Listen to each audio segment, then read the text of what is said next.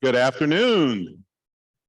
How's everybody this afternoon? Everybody's got ready with your questions. We're so glad that you came, and we wanted to thank anybody who is out on Zoom land. Thank you for coming to our great meeting so that we can get some answers to some questions, all right? Well, let me introduce myself. My name is Ray Jarrett, and I am with Unite KC, and our mission is to seek out new life forms and new civilizations to boldly go. No, that's the wrong one. Never mind. No, Unite KC is dedicated to bringing racial healing, harmony to Kansas City and beyond. And we've been around for 3 years, and we believe that if you don't throw sticks and stones at people and talk to them and do it the way Jesus did it, that you are going to get a lot more progress in that area to where we can understand one another and that we can live together. So that is our mission. A lot of you took our information. Please go out and take a look at our website. And I am going to shamelessly promote a book that Dayton Moore and I wrote along with a guy named Matt Fulks. And if you guys know the sports world, you know that he's a great sports writer. It's called One Good Thing. That's our motto, One Good Thing. And it talks about 8 or 9 people who did just that and made a great impact here in our city. So thank you so much for being here. We're a sponsor of the event, but there is a greater one than I coming to be a sponsor, and his name is Pastor Greg Ealey. He is the pastor of this great church. So let's give him a hand as he introduces himself. Good afternoon. Again, yes, my name is Greg Ealey. I do have the privilege of serving as the pastor here at this church. And I just want to say thank you all for coming. You know, one of the reasons why we opened our doors is because we don't just want to be a building on a hill or a fortress. We want to let you know that we're open for our community. We want to provide space for people to get questions answers, and not just get questions answers, but find out how to take actions to make things change. And we believe also that if you need anything, if you need to call for any purpose, feel free to contact the office. There are cards in your pews that say pray. We have a prayer team of over 200 people every week to lift those prayer requests up. Feel free to fill that out and place it in the prayer box on the way out. We will lift them up. And if there's anything you ever need, again, my name is Pastor Greg Ealey, and we're here in this community to serve you. All right, thank you. At this time, I'm going to ask if Miss Stacey Johnson-Cosby would come up, who is so graciously put this forum together. Thank you so much. Thank you, and thank you all. And to the church, I have to say to Pastor Greg, thank you. As you all know, we were here a couple of weeks ago. We were doing workshops. Back in 2019, we did several workshops when the assessment nightmare started, and many of you will remember that. And during that time, we did maybe 13 workshops, and we saw maybe 600, 700 people at that time. So when it happened again this time, legal aid called, they sent me an email in May, and they said, Stacey, we're going to do workshops again. Will you join us? And I said, no, we don't need to. The county had 4 years. They'll get it right. We won't need to do workshops. And you all know what ended up happening, right?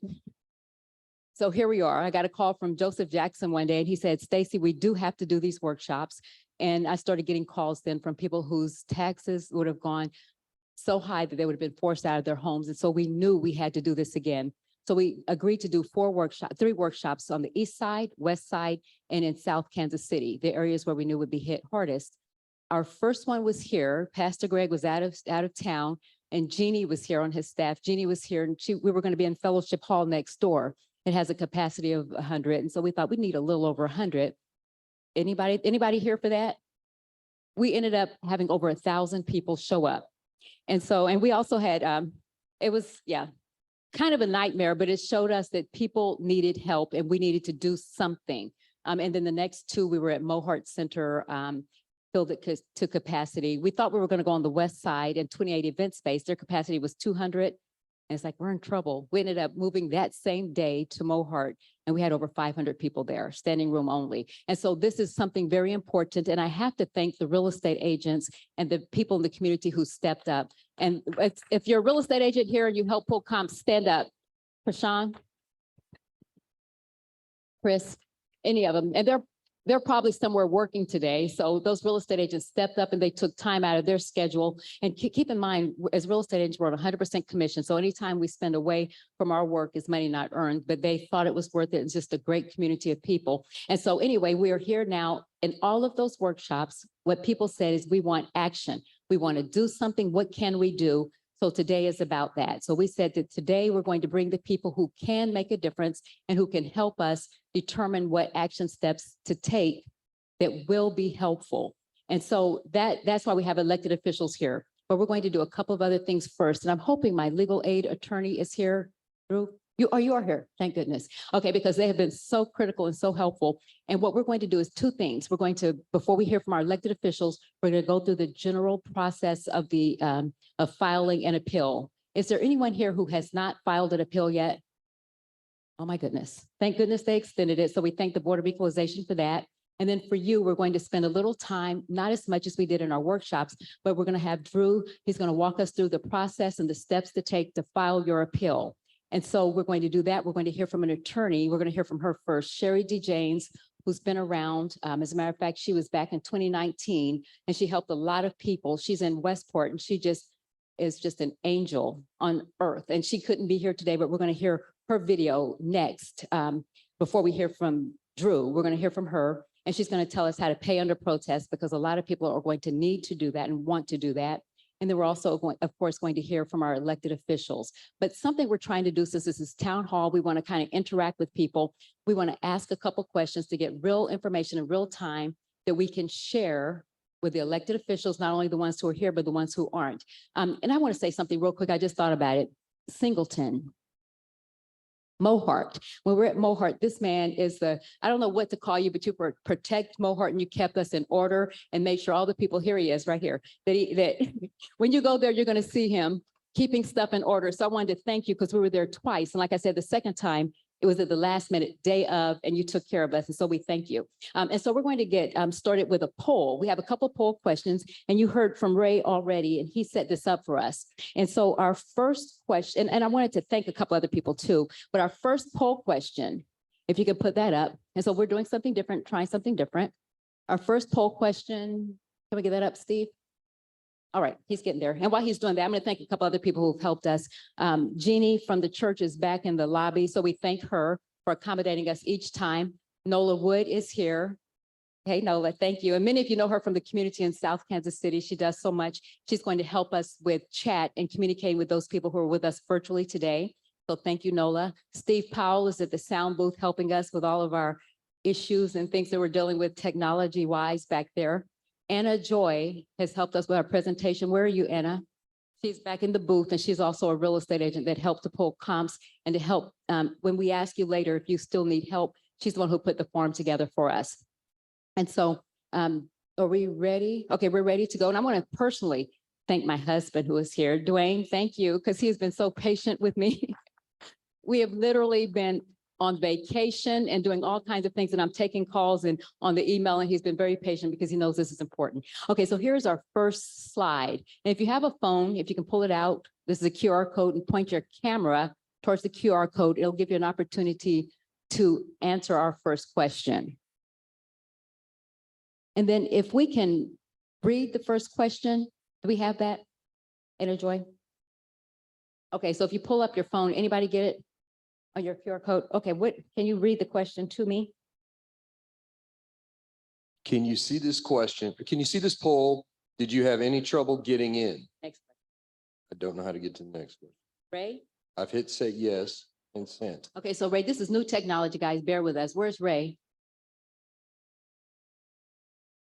All right. You get it? Second Okay. one. Do you trust the information that you're getting officially from the county's administration? I'm going to go ahead and hit no, because that's what the crowd wanted.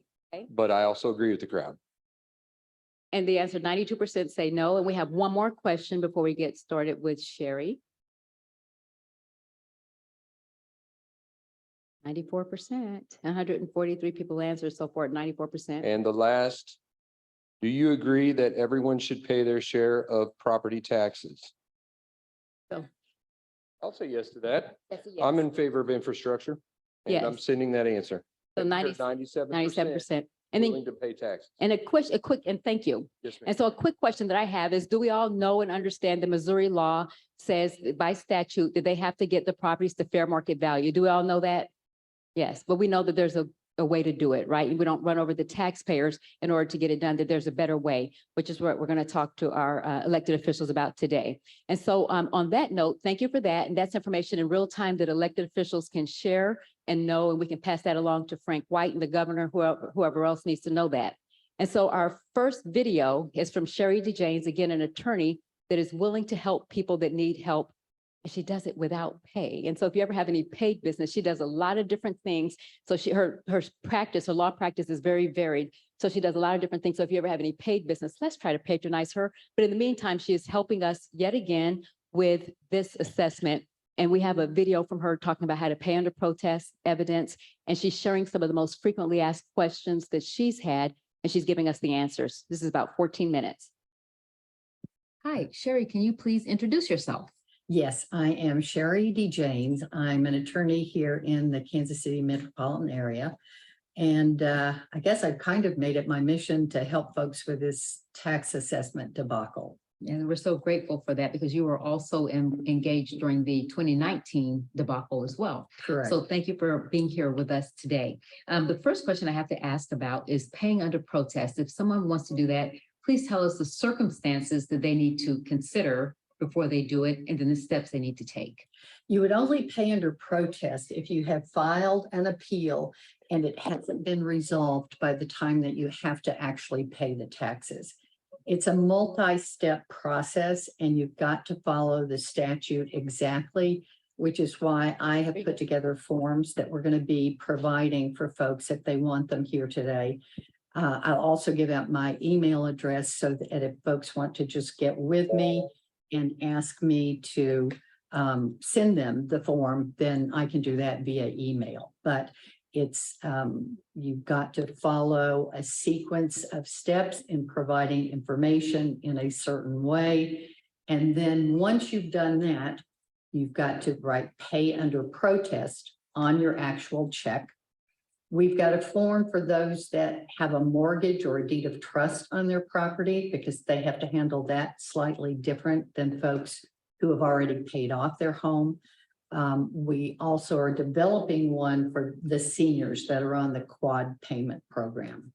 Okay, and you're saying that after someone submits the letter to pay under protest, and you'll have a template available, or they can email you for that, then there's something in the last line that says 90 days in a lawsuit. Can you talk about that? Right. In order to basically complete the process, you've got to file suit against the collector.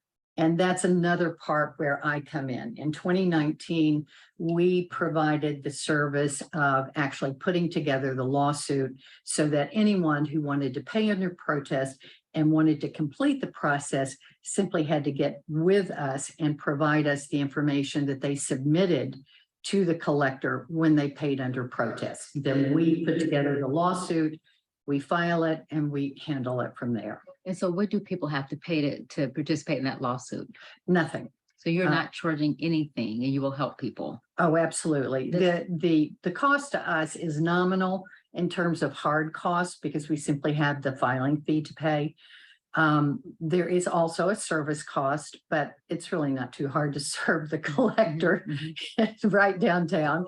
So there are nominal hard costs involved for us. And once we get the template down and we get folks providing us with the proper information, then I have a wonderful person, Deborah, who is volunteering to help us with this. And I'll soon have a new assistant. So we'll put it together, we'll get it on file, and we'll try to keep people apprised of what's going on. Okay, so that is just an absolutely wonderful service that you will do that without charging people. And so I can't imagine why a person wouldn't do this. And so would you imagine that most people should pay under protest or not?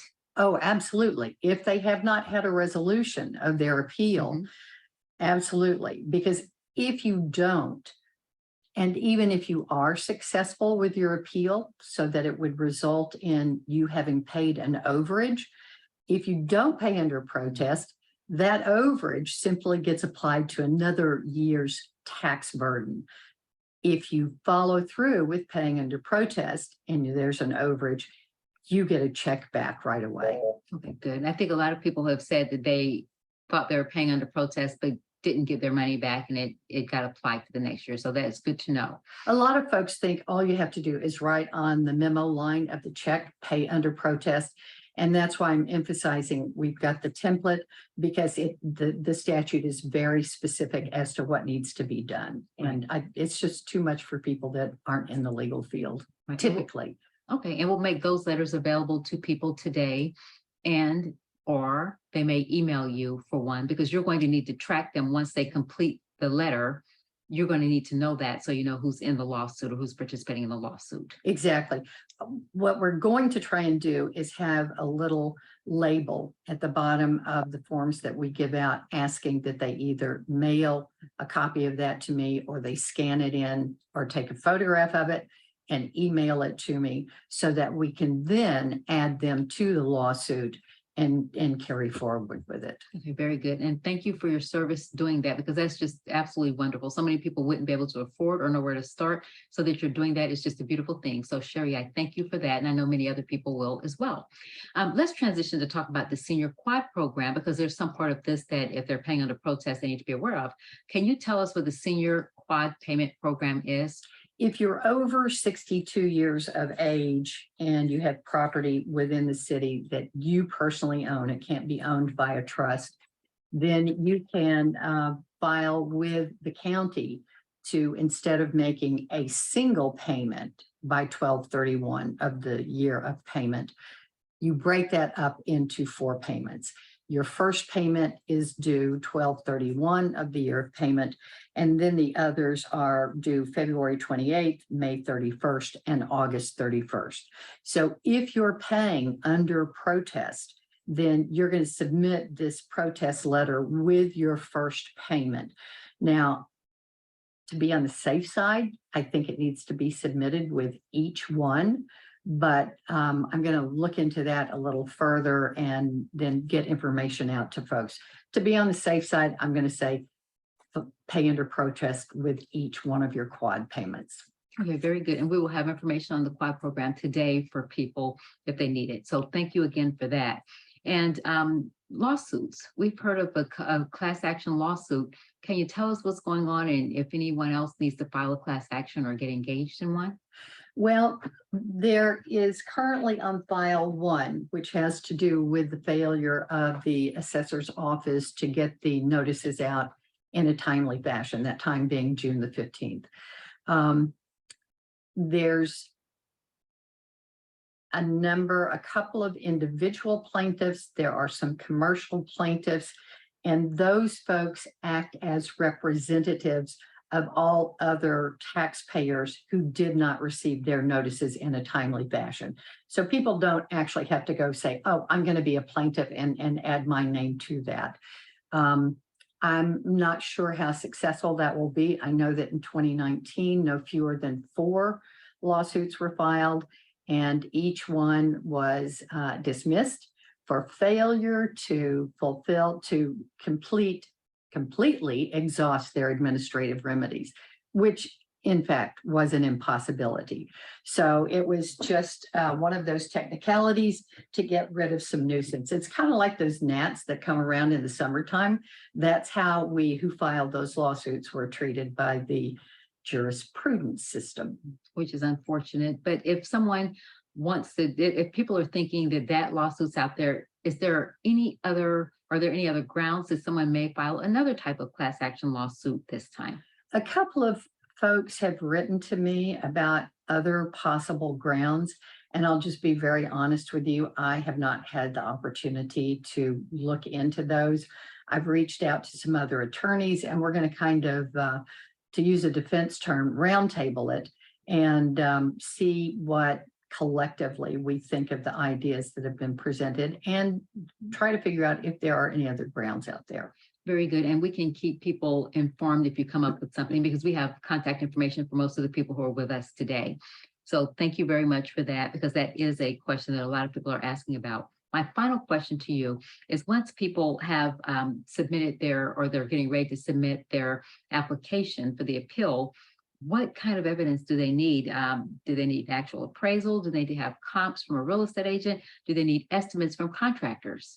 The only point at which an actual appraisal is needed is if you actually take up the matter and appeal it to the state tax commission. The, gosh, I'm so sorry. The state tax commission does require an appraisal. In the informal and BOE, the same types of evidence are acceptable.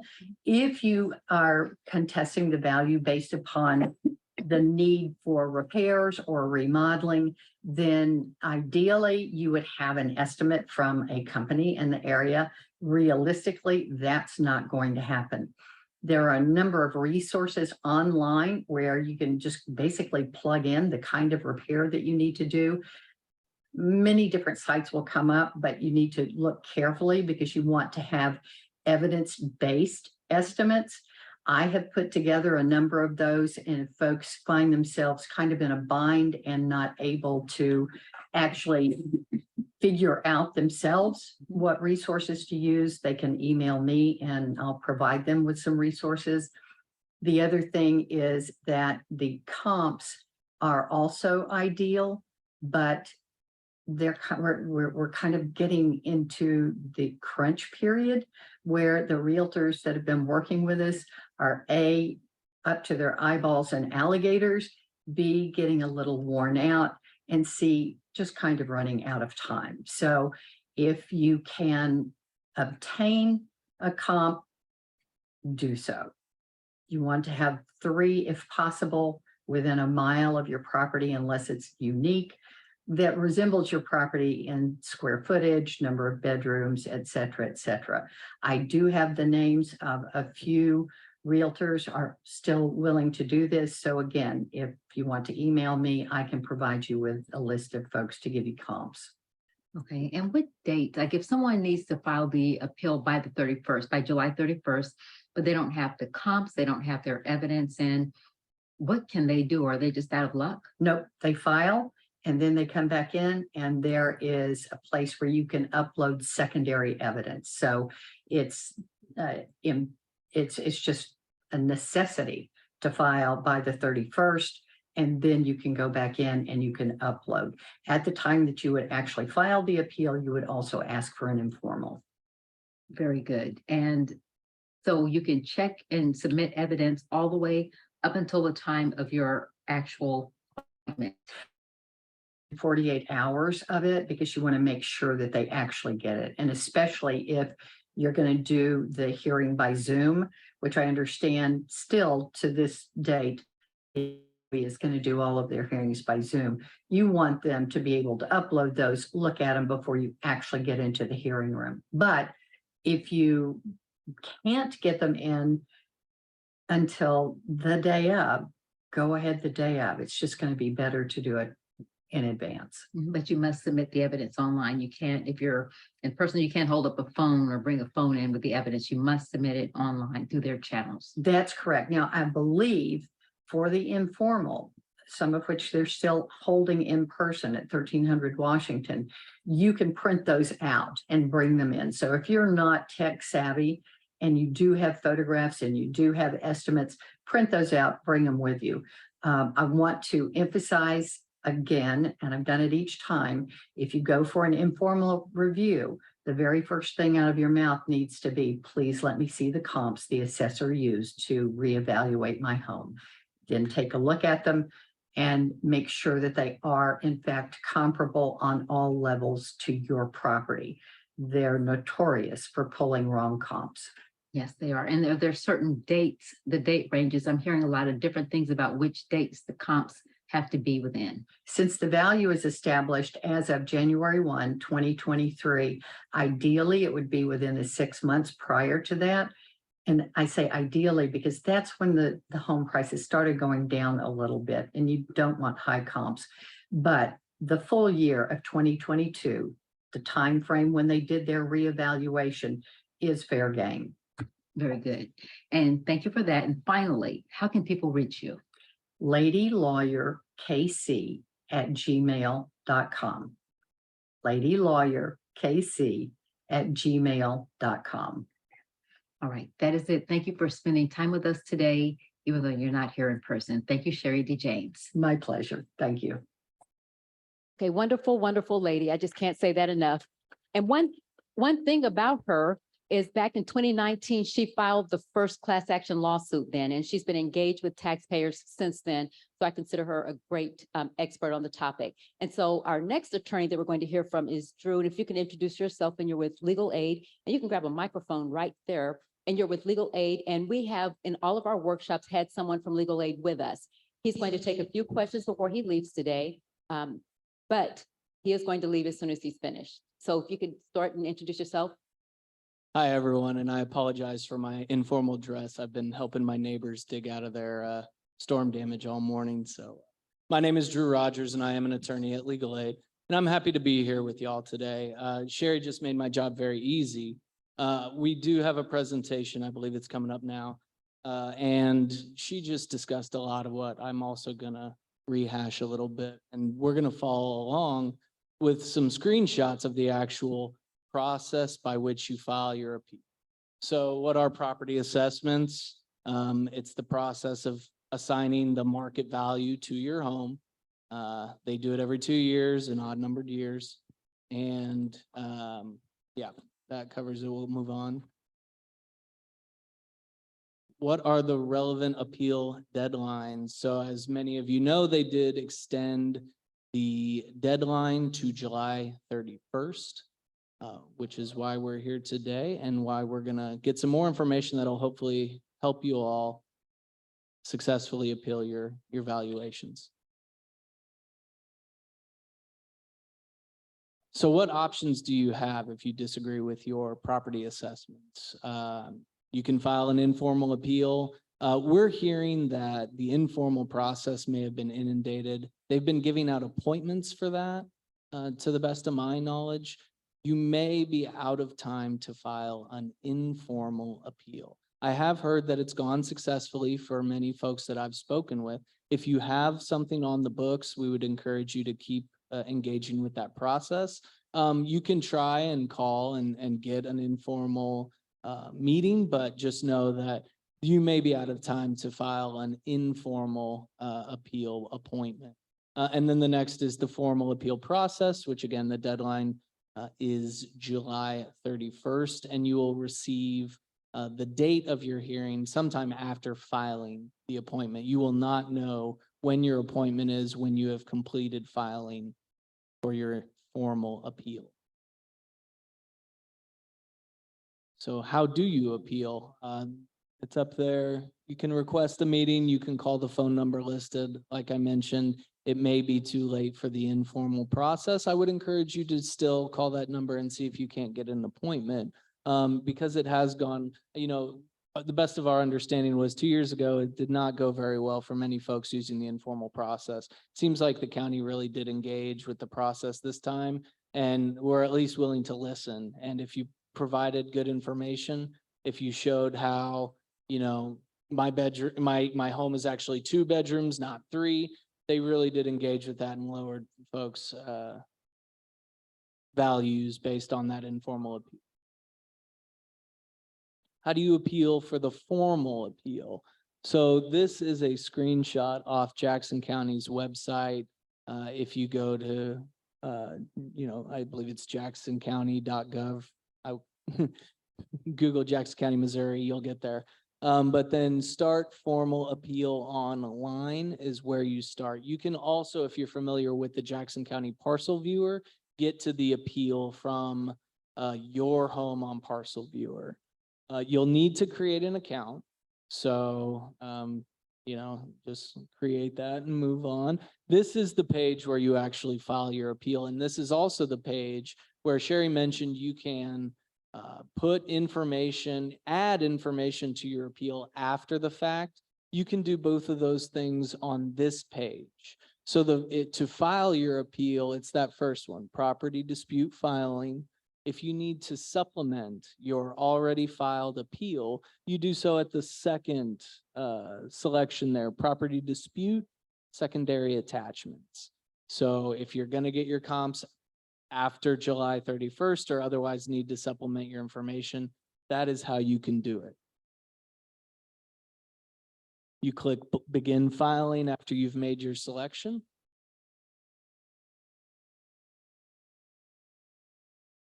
Yes, sir. Oh. So the gentleman asked, can he upload photos at that secondary selection? And the answer is yes. And you can add more than that. You can add your comps. You can, the best of my knowledge is you can add anything that you could have added in your initial appeal. Max of 5 photos. I think we've actually added 10 photos. Yeah, 10 photos. We're going to wait with the We'll have questions. we'll have more questions here towards the end. But if you do have any questions that apply to what's on the screen, I'm happy to answer them as we go.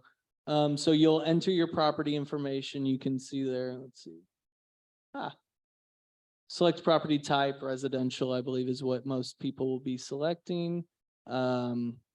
Select your dispute type, property tax appeal. I should have memorized the drop downs. I do apologize. If you do have questions, there's 3 to 4 selections and it should be pretty self-evident that the selection you'll need to choose. If you're having trouble with this stage of things, give us a call. We can answer quick questions about that. And later we might be able to pull up the website just to kind of walk through things. Yes, ma'am.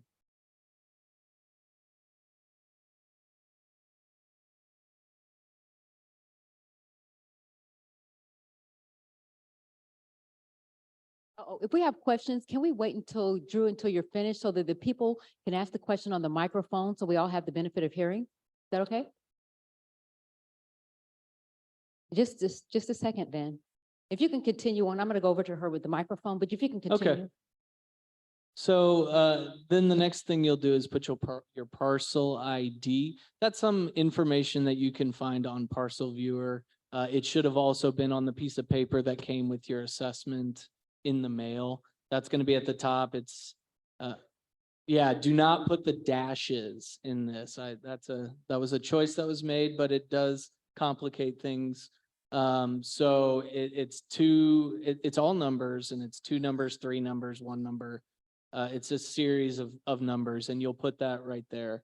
And then here the important thing to remember about these 3 options is this is how you're searching to find your parcel. You don't necessarily need to put both the parcel ID, full name, and property location. What I would recommend doing is putting the parcel ID, putting your last name here, and maybe putting your address.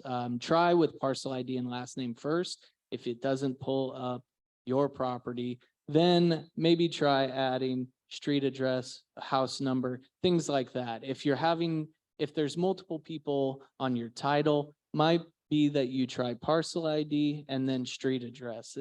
It's a little finicky, but you should have success finding your parcel, and then you will select that to move on. And Drew, just really quickly, our friend here had a specific comment about this. Debbie, would you share? Well, you just did kind of touch on what I was going to say. When I finally got through on the other phone number, not the 877 number, I spoke with a fellow who said, do not put in your address and all this other information that it looks like you're supposed to do, because I kept running into a brick wall and not get anywhere. Just put in the parcel. I don't even recall if I did my name, but just the parcel number, no dashes or anything, and hit search. And then it worked, but he also told me I had a hearing scheduled. He didn't know when, and it's supposed to come in the mail, and I was not aware of any of that. Nightmare. Yeah, if you still haven't received the notice in the mail, again, we can help with quick questions at Legal Aid. If you're having trouble locating your parcel ID, and that's really the only thing standing in your way from filling this out yourself, give us a call. Say, hey, how can I find my parcel ID? And we can try to direct you or just look it up on Parcel Viewer. But it is important to note that this is a search. It's search just like Google. So sometimes less information is more. So yeah, start with parcel ID. If it pulls up a lot, it shouldn't. Then maybe go to owner name. If parcel ID for whatever reason isn't working, maybe then try owner name and property location, and that might get you where you're going.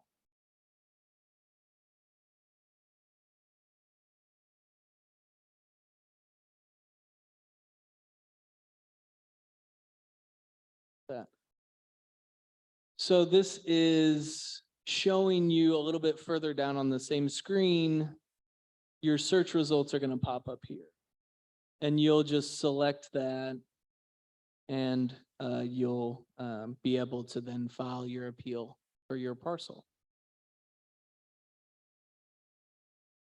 The next screen that it shows you is more information about the parcel. It shows you, your full name, mailing address, property address.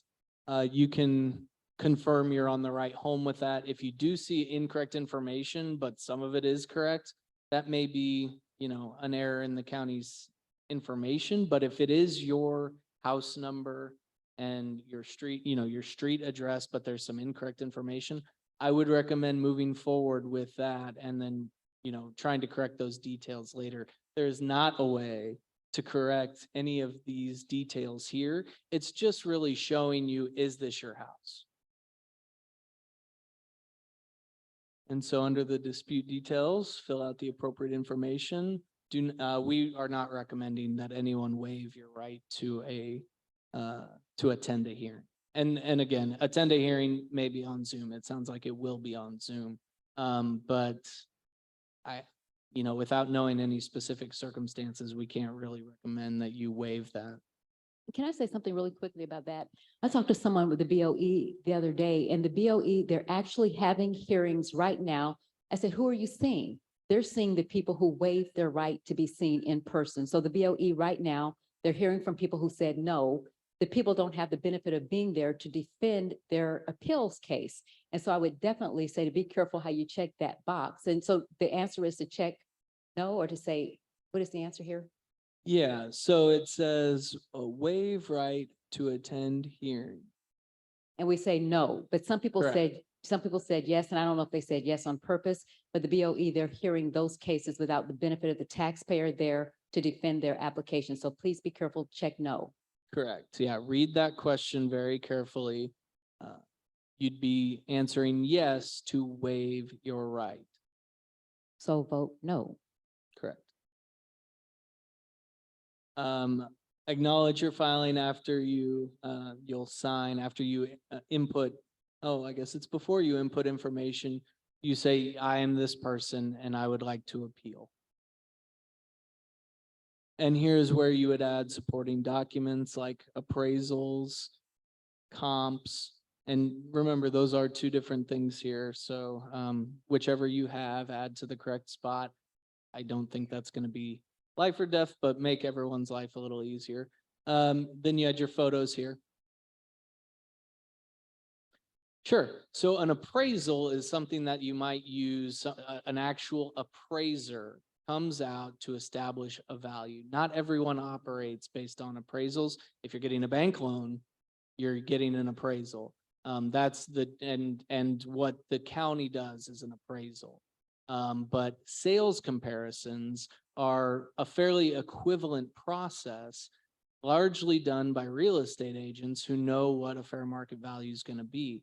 And sales comps or comparables or comps are what we are talking about when we are talking about comps, sales comps. They're done by largely real estate agents.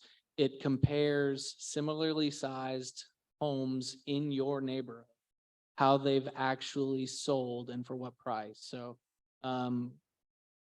this gets into what fair market value is. And a lot of folks are appealing because their home isn't in ready sale shape. So if you think that your home needs a lot of updates, your fair market value may very well be what the county says it is. But a real estate agent, even an appraiser, might suggest that in order to get to that, you actually need to invest $50,000 or more into your home. So it's important first to establish what the fair market value is. And then a real estate agent can assist you in saying, well, and you're also going to need to put this amount in. So that's what sales comparisons can help you. And if I may share, during our workshops, our 3 workshops, we had an appraiser with us who was actually presenting. It happens to be an elected official. It's Ryan Myers, who is an alderman in the city of Raytown. He is an appraiser. One of the things that he told us, because people were asking, how much is it? It's approximately $500. And so the question is it worth it to spend $500 for an appraisal based on how much you're going to save in taxes?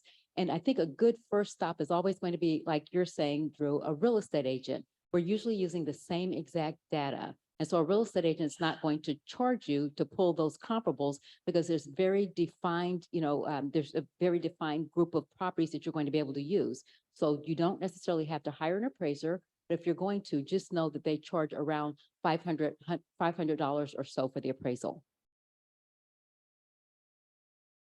Okay, just a second, while we're on this page, you may have a question that others are thinking. Just wanted to clarify, it seemed that you were saying you can upload information in one of these fields or the other. I want to just make sure. I think they're going to ultimately get the information. But obviously, if you know you have sales comparisons, you should upload it in the comparisons. But ultimately, all of this information is going to the same place.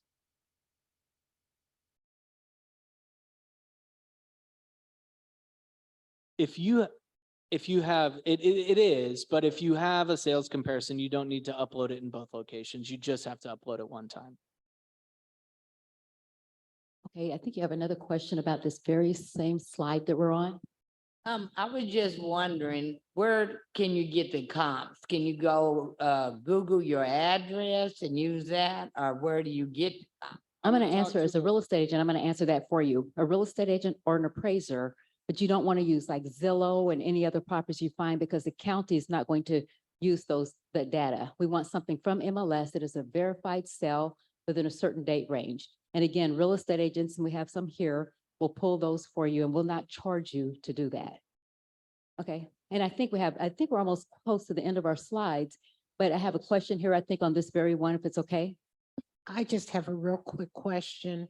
Is there any particular, with the appraisal, a date, variance where it's applicable or current?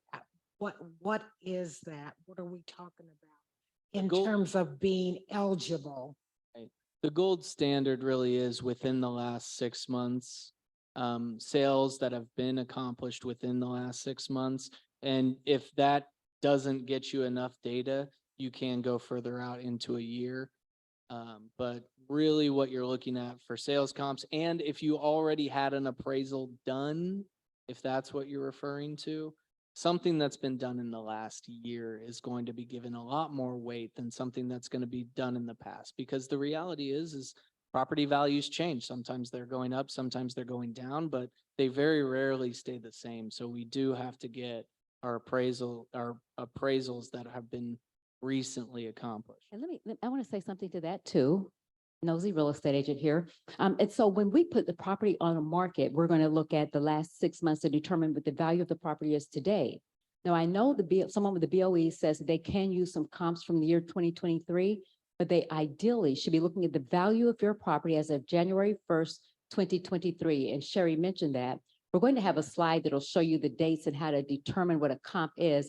We're going to show that in a little bit, but I hear different answers coming from the BOE and the assessment department. So my guess is if you had a comp from this year, they may not throw it out, but to be on the safe side, and then to know how to challenge their comps, we need to know the dates that are legal. And remember, they're looking at what was your house like January 1st, 2023? What was the condition of the market January 1st, 2023? If you just put a new kitchen in 6 months ago or 3 months ago, that doesn't count against you until the next appraisal cycle.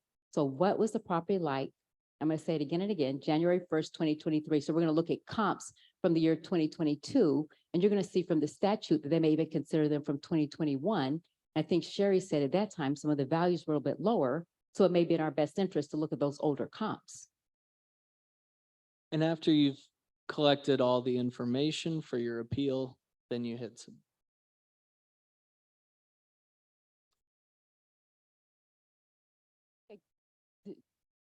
Just a second, Damian, this is my I'll high re- I school, can repeat. high school graduate classmate right here yelling out without the microphone. No, you're not that loud, Damian. I just wanted the previous slide, make sure that you pay attention to the file format. Because not all pictures are in the same file format. And so if someone is having trouble getting their pictures or whatever uploaded, pay attention to the file format and partly the file size as well. Because there may be a small limitation with the total number of size that's used for your files. So just pay attention to that, make sure the file format of the pictures is the correct format. Okay, that might have been worse to yell out. Oh, one more comment about that page. That he's- On that $500 business, got to look at it across the years. It gets compounded as you go through each assessment. So it's additive, real big time. Okay, yes, is it, okay, about this slide here for you, Drew?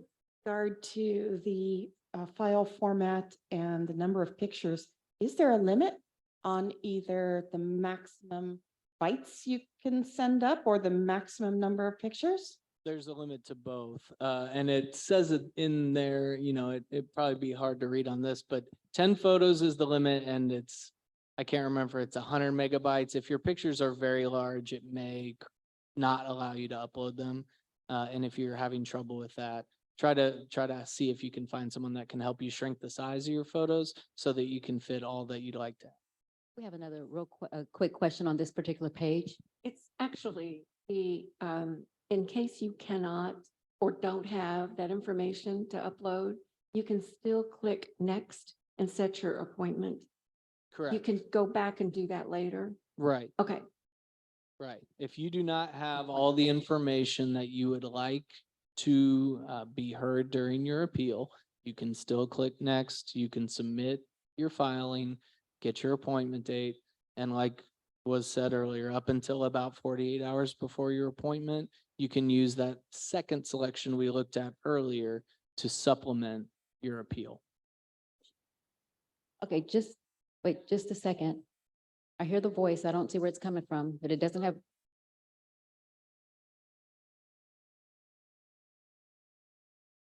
She's Well, saying, you're going to want to make sure that you submit. And once you submit, the screen is going to show you a number.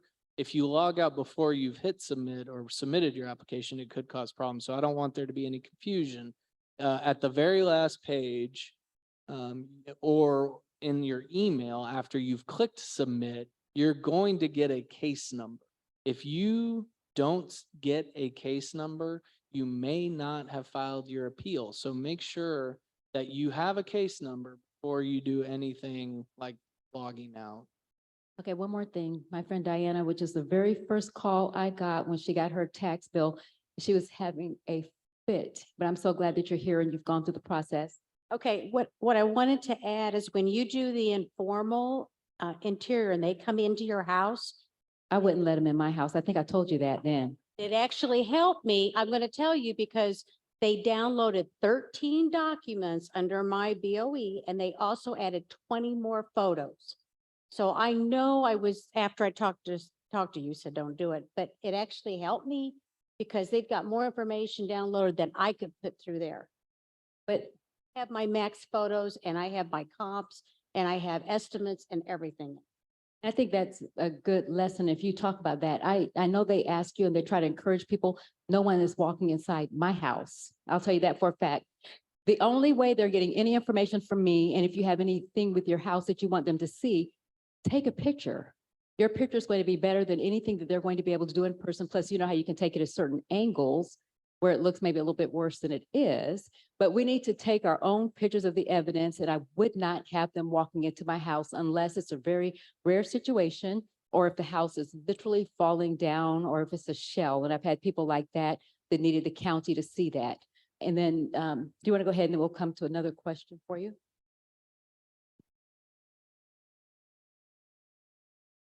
Oh, okay, just a second. Why don't you do your slides? I have a couple here, then I'll make my way over there. Yeah, we can certainly go back if necessary, but so items you'll need to collect, it's already been gone through quite a bit. Sales comps, if you have an appraisal, that's great. photos, those are kind of the best evidence. Those sales comps and photos are where you're gonna get your valuation changed. Our friend on the front row here says she's not computer savvy, doesn't have pictures. Can you mail the pictures? Or what else can you do to get a picture into them if you can't upload it on the computer? You know, that's not a question I'm actually qualified to answer. I would encourage you to reach out to the BOE. If you're having trouble accessing a computer to do that, you can also call us at Legal Aid. Let us know that you don't have a computer, don't know how to use the computer, and we may be able to provide assistance in that situation. I will let everyone know, I'm saying you should call us at Legal Aid, and I will also warn you, we have accepted most of the cases that we are going to be able to assist people with. So we may not be able to help you file your appeal. We are not saying that is a blanket. We're definitely not, because of situations like this. If you are unable to file your own appeal online, you can reach out to us. We will see if we can find somebody who can assist you. Okay, Ivanhoe Community Center is helping folks. Reach out to Stacey's organization. okay, here we go. Perfect timing. Okay, I am with Ivanhoe actually. So hello, everyone. You can come talk to me. Well, hopefully after, I'll be able to stay that long. But to your question, ma'am, about the photos, you can actually email extra photos to Masha Mackey, and I'll find the email address. But you can send supplementary documentation to Masha Mackey. And then if you could go to the previous slide real quick, the other one, attachments. Here at the bottom, I think it says sales documents and other documents. There is a 10 photo maximum in that photo slot. You can actually upload additional photos in that supplementary documents section at the bottom. 10 for most people is not adequate. I think most of the folks that have come to the community center have 15, 20, or even 25 photos, which is, I think, great. Definitely utilize that secondary section. And then I would email all of the photos actually to Masha Mackey. That's my suggestion. Please tell us your name and do you have business cards with you, or can you give a phone number or an email address? Sure. My name is Alana Henry. I am the executive director, ALA as an apple, in Nancy, A. Last name is Henry, Alana Henry. I am the executive director of Ivanhoe Neighborhood Council. Okay, we're located on 3700 Woodland Avenue. I do not have 200 business cards today, but I do have a handful. You can give us a call. Our telephone number is 816-921-6611. Again, that's 816-921-6611. We do have walk-in openings next week, and we also have appointments available next week. At our computer lab, we have some realtors that have been coming to help run comps. We also have volunteers. If you are in a position where you need some support, we will do our very best to get you the support we need. We are also in the position of needing additional volunteers. If you are willing to lend a couple of hours of your time at any point next week, we would love to have you. Just give us a call and leave a message. I think that's probably the best way to get. Our office is open from 10 o'clock a.m. until 2 o'clock p.m. However, what I will say is that if we're able to procure additional volunteers, I am happy to extend those hours on the early side of the day as far back as 8 a.m. and on the late side of the day as far as 6 o'clock p.m. But I have to have the bodies to do it because there's only one of me and there's only a few volunteers we have signed up. So just reach out. If you are willing to help, we would love to have you and we can kind of work it out. And Alana, we love having you here. So thank you for being here and being willing to help. It's so beautiful how so many people in the community are stepping up. And I think you've taken the place of the wonderful Margaret May. Is that right? You're the new executive director, Alana? from Margaret May was before you, and some people know her. So thank you for being here. Thank you. And I think we have a slide with her email address, Masha Mackey at the county. I think you may have that here. And if not, we'll get that email address for you. And so we'll let you continue so you can get out of here and we can hear from our elected officials. We're probably going to take just a couple more questions before we let you go. Oh, we do have the email address to share. So again, make sure that you submit. Can't stress that enough. If you do all that work and then you don't submit and the deadline passes, they're probably not going to give you any leeway. Okay, and then if I can give the email address real quick while So we're thinking here's about the, it. Uh-oh. here's that email address, Masha Mackey at Perfect. jacksongov.org. Now, I would stress, if you have the information, rather than inundate poor Masha's email address, if you feel you can submit it through that second selection that we saw earlier, that's going to be the best way to make sure it's added to your application. Masha is just one person.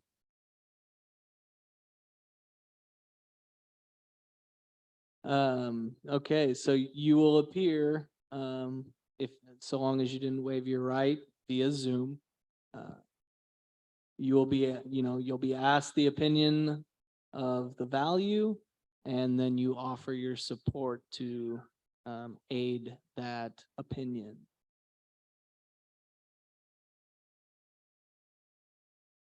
If your home was actually sold within the previous 6 months prior to the assessment, that would be an example of a sales document.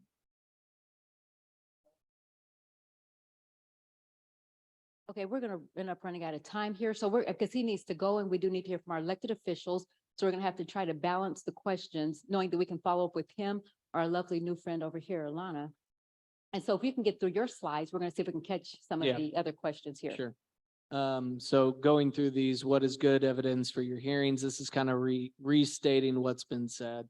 If you have an appraisal, great. Sales comps are just as good. Photos are going to be some great evidence. So can you appeal the board's decision? Yes, you can. You can appeal to the state tax commission. Whether it was raised, lowered, or kept the same, you can appeal. Those are also done online at this website. Must be filed no later than September 30th or 30 days after the date of mailing of the board's decision, whichever is later. I'll leave that up there for a quick second in case anyone else wants to take some photos of it.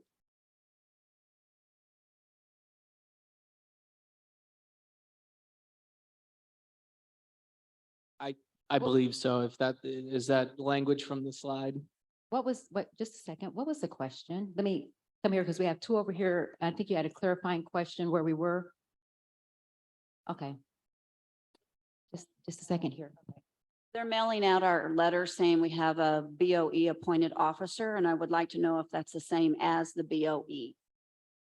The BOE, and they didn't say this earlier, not only am I a real estate agent, but I served on the Board of Equalization, the BOE, for 10 years representing the Center School District. The BOE are people like me. Some of them are going to be real estate agents. They're going to hear your case. You're going to have 3 permanent members. Everybody's always going to see the same 3, but then you're going to see a representative from your school district and from your city. So you may have 5 people for your hearing. And it's kind of a formal hearing because they're going to swear you in. They're going to present evidence. It's going to be like being in court. So the BOE, the person with the BOE, the appraiser, whoever they have with the comps, they're going to show you what their comps are and what their value is. And then you're going to be asked, just like in court, what is your value? And each side needs to defend their value.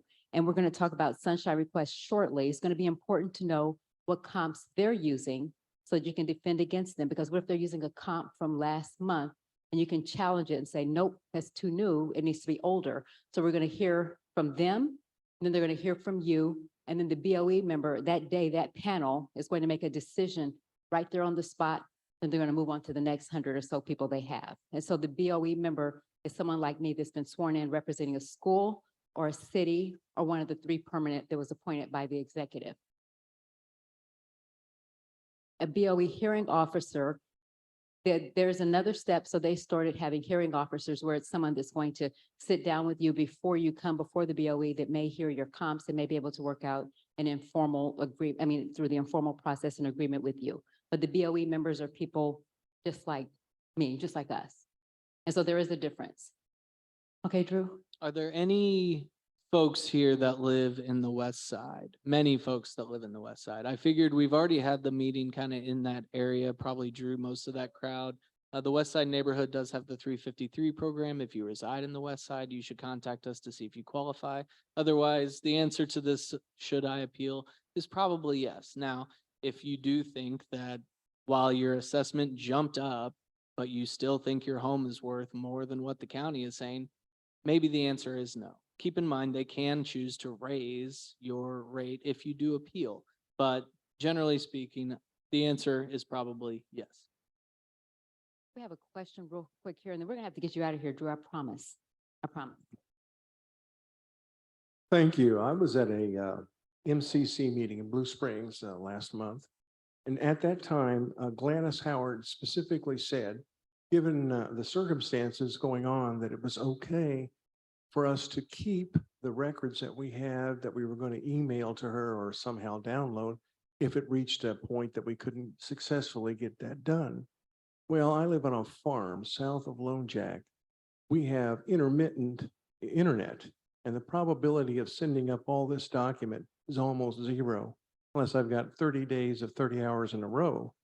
And she said it was okay in the formal hearing to bring your documentation if you had copies with you to give to the board. Has that changed? Well, keep in mind that probably all of the appeals are going to be happening over Zoom, so you may not have the opportunity to appear in front of the members of the panel. So you may still be able to email them to a member of the board. I'm just simply not qualified to give that answer. The safest thing you can do is to fill it out when you file your appeal or supplement before your appeal date. But you may be able to do that. I cannot be an authority to answer that question. Okay, and we're going to let you, just a second here. I'm sorry we can't hear you, but what we can do is we're gonna have to let you finish and get out of here. We have the elected officials that are going to talk about some solutions so we don't find ourselves in this situation going forward. So we're going to let you finish your slides here and set you free.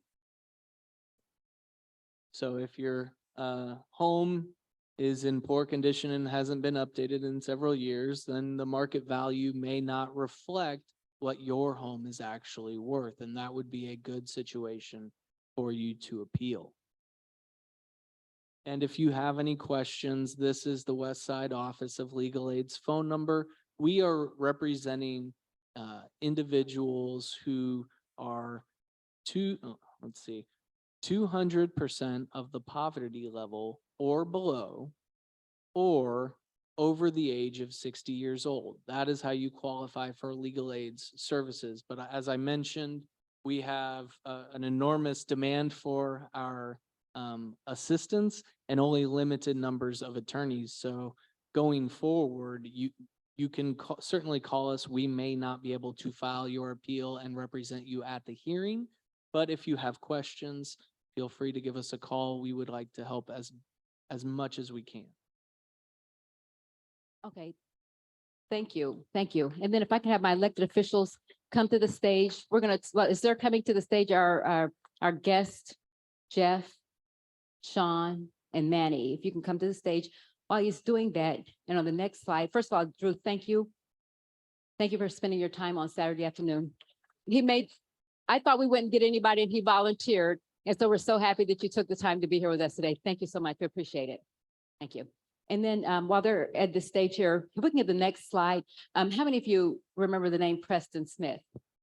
And so last time in 2019, he is the one who brought this to our attention that there's a problem and there's a pattern. I don't know if Preston, are you here today? No, but he sent us a few slides because he's been doing some work as well. But he's the one who, he crunches numbers and data. And he said, hey, wait a minute, I see a pattern. And that's where we saw the heat maps, where we saw the concentration of the properties that are most impacted on the east side and the west side. And it took our breaths away when we saw it. Hey, but he Drew? raised that attention. He raised that to our attention. Yes? If Drew's still here, I think he's left his phone. Drew? No, Oh, somebody. he has it. Okay, so that's my phone. I was looking for it. Hey, Stacey, I found your phone. Okay. Christine Taylor Butler is going to be texting me. Now I know where to get my messages. And that's another warrior. Christine, where are you? She is right here. This lady was we talked about the class action lawsuit the very first time, her property in Hyde Park. Stand up, her property in Hyde Park. She was the plaintiff that represented everyone else. Stand up, Christine, where are you? Can you stand up? Thank you. So she's been a warrior. And she put herself out there personally on behalf of all of us. So we say thank you to her. And so anyway, Preston, he drew the attention, got the media attention, and everybody's looking like, oh my God, there's a problem. And so after that, it spurred a lot of us into action. So in any event, he's doing some workshops now, and he has these flyers. I'm sorry, he's pulled the actual statutes here. And so the burden of proof is on the assessor. I think in the media, we may have heard the assessor saying things like the burden of proof is on us. Legally and technically, it's on them. So that's just something else to remember, but we need to know that we do need to be prepared to challenge whatever their evidence is. And if I can get to the next slide, and we will get the slide deck to you a little bit later. Anna Joy is helping us with that. So you'll get the slide deck as well as a recording of the presentation today. Here's what a comparable is. Missouri statute, this is what it is. The property is sold between January 2nd, 21, December 31st, 22. A mile of your home within 500 square feet, and it resembles your property in age, floor plan, number of rooms, and other relevant characteristics, condition. The county, so many times we're hearing the county is using properties that may have been recently renovated, updated kitchens, new roof, new systems, and yours doesn't have that. So that is not a good comp. So we need to challenge those and have them throw them out, which again is the benefit of having a real estate agent with a good comp that you can say, hey, my comp matches what the statute calls for and yours doesn't, to get the county to throw theirs out. And so that is important to note. If I can get the last slide. And again, these came from Preston. So he talks about the sunshine, making a sunshine request as a way to get that information. Short of getting it in advance with the sunshine request, remember, when you go to the county, you can ask them, what comps are you using? Ask about the dates, and then you look at the condition. And in MLS listings in the comments, you'll see, it'll say, new kitchen or new roof or needs work. You need to see the comments of the comps that they're using. And I'll tell you, when I served on the BOE, my question to the appraisers for the county is, what are you assuming? You haven't seen the inside of these houses. So how do you determine what they're worth? And what they're saying is they assume that our properties are in average condition. And so if the comps, and many real estate agents are finding comps that may justify the county's price, then your strategy needs to switch. You need to go on the condition of the property. So if they're right, and your house really is worth $250, now we need to say, okay, my house really isn't worth, what you're saying, county, because I need a new roof. My foundation is messed up. My windows are old, have an outdated kitchen or not updated bathrooms. We need to be able to have that information. But this is how you get the information through the sunshine request to see what the county is looking for and what they're using for data about your property. And so that came courtesy of Preston, and you see the website there, we the people of jcmo.com, to get the step-by-step on how to get a sunshine request, or FOIA to see what the county has about your property. And so at this time, we're going to hear from our elected officials. And so we always talk about, what can we do? We can't do anything, but the people who represent us can. The laws come from our elected officials. So what we're going to do is talk to them today to find out what they're working on, and then how we can support them if we agree with what they're talking about. And so we're going to, you know what, can we do a poll question? I think we have a poll question. It's going to be about the process. Our third poll, please get your phones ready. Turn over to the experts. The next one. That's okay. You see the QR code, point your camera at the QR code if you would. That's not it. I think we did that one already. Here it is. Have you found the current appeals process with the county easy and fair? Yeah, I think we've heard that frequently. So this will give us some data so we can go back to the county and say the majority of the people who are at our town hall said no. And so what are we at? 96%. And then in the 77, 84 people, I'll give you a few more minutes.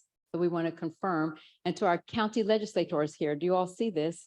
And can this, and they're watching it. So this can help you when you make arguments to the county, that here's what the people say, that their process is not good and easy, and they need to, Who in fix the it. heck is that 1%? The Who is assessment it? office. I want you to raise your hand. Make yourself The known. assessors here. They hit the wrong button, Chris said. Yeah, make yourselves known. Who said that? So at this point, so thank you for that. And at this point, we're going to hear from this legislator who is, the way I found Sean Smith, because you just got elected in January, right? That's correct. Didn't know you from anything. Then all of a sudden I'm in Facebook groups, Christine's group, South Hyde Park, and I'm seeing your name show up. And I'm hearing from people and seeing that you are jumping in, you are going to actually go to your constituents saying, hey, guys, what's going on? What do you need? How can I help you? So you were very proactive and just out, just out there. And I appreciate that greatly. And that's why you're here today. So my question to you, if you'll introduce yourself, and then you'll tell us a little bit about what you're working on. We'll get your slide up here. And then we're going to ask all of them for some kind of an action step.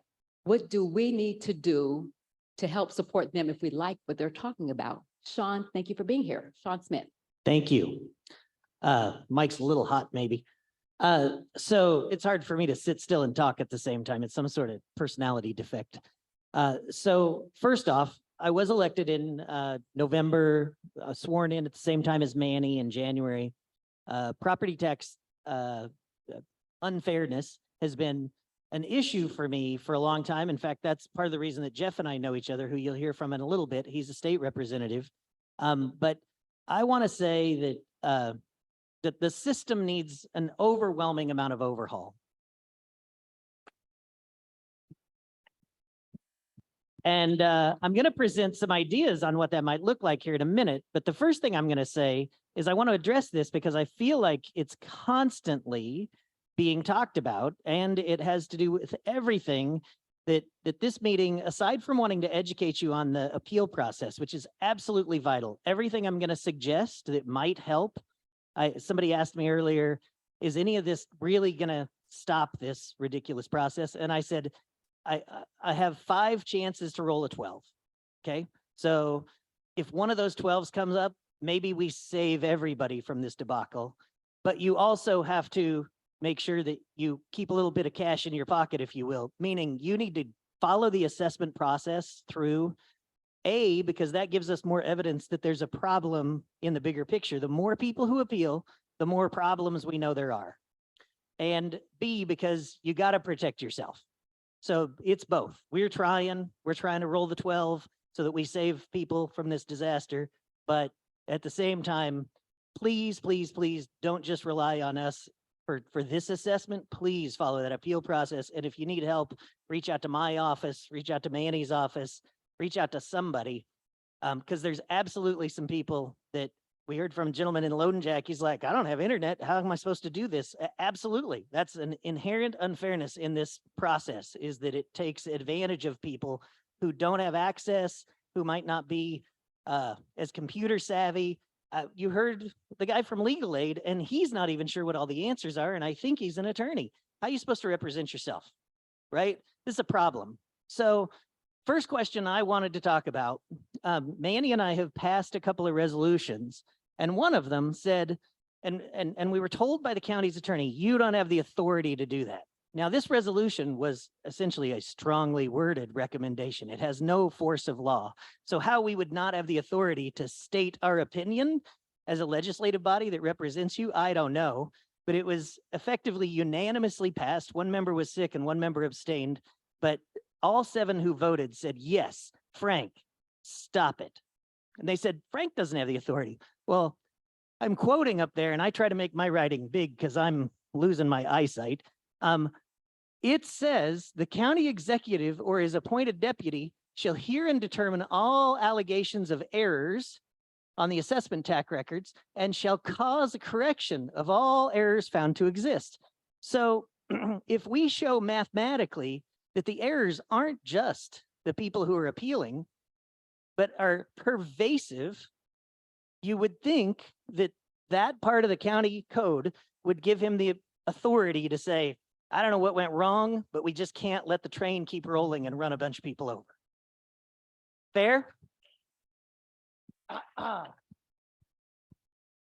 So then the next question, and the writing's smaller, and even from here, I'm not sure I can read it, but the Board of Equalization also has a similar authority. If something's really gone wrong, the Board of Equalization appointed by the county executive, in my opinion, based on those words that I'm not going to read you, have the authority to step in and drag people off of the train tracks before the trains run them over. Okay. Now, there's been attorneys who disagree with me, but the language seems pretty clear. Now, the proof of whether or not something's gone wrong, select a jury of your peers from this room and tell me we can't find 12 people that would all agree, right? So I don't know how to use this. I'm going to push a button and see what happens. Oh, that's awesome. So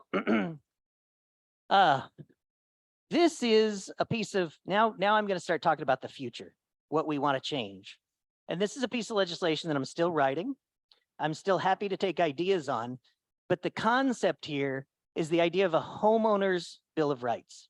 And I don't know about you, but I believe that if this is your residence and you're living in it, you should have a series of protections that are different from somebody who maybe owns a piece of property and they're from out of state and they're treating as a rental or something that maybe they'll want to sell someday. So this is your primary residence. You should have rights to that. And I think we even go all the way back to the Constitution and not having to let British soldiers live in our house. And we know that this is a concept that's not new. Okay. So the ideas that I have, one are the idea of an assessment that's fair. Now, what does fair mean? My hand is shaking. I told the people I chatted with earlier I'd get nervous when I started talking. So what is fair?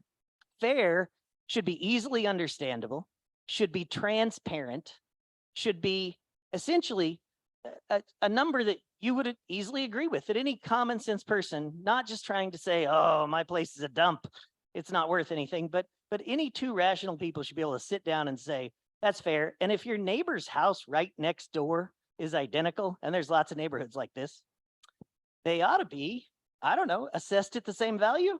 And we have thousands of examples that aren't.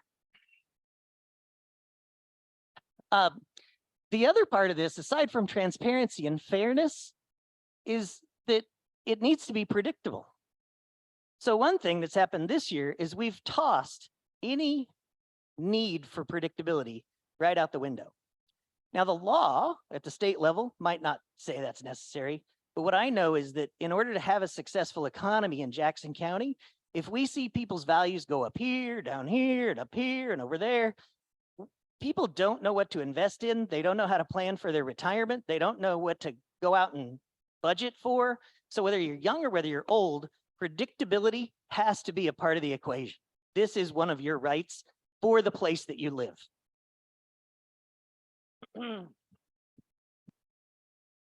The last two, maybe they're a little bit redundant, but one says you shouldn't be afraid. There should be no reason to be afraid to appeal. Somebody should be protecting you. And we don't have that today. It should be part of the state code, honestly, but I, at the minimum, want to make it part of the Jackson County code. This could include, if you were a criminal defendant, you would have a public defender. We have no budget in the county budget for the equivalent of a public defender who, as you heard from legal aid, sometimes people need help.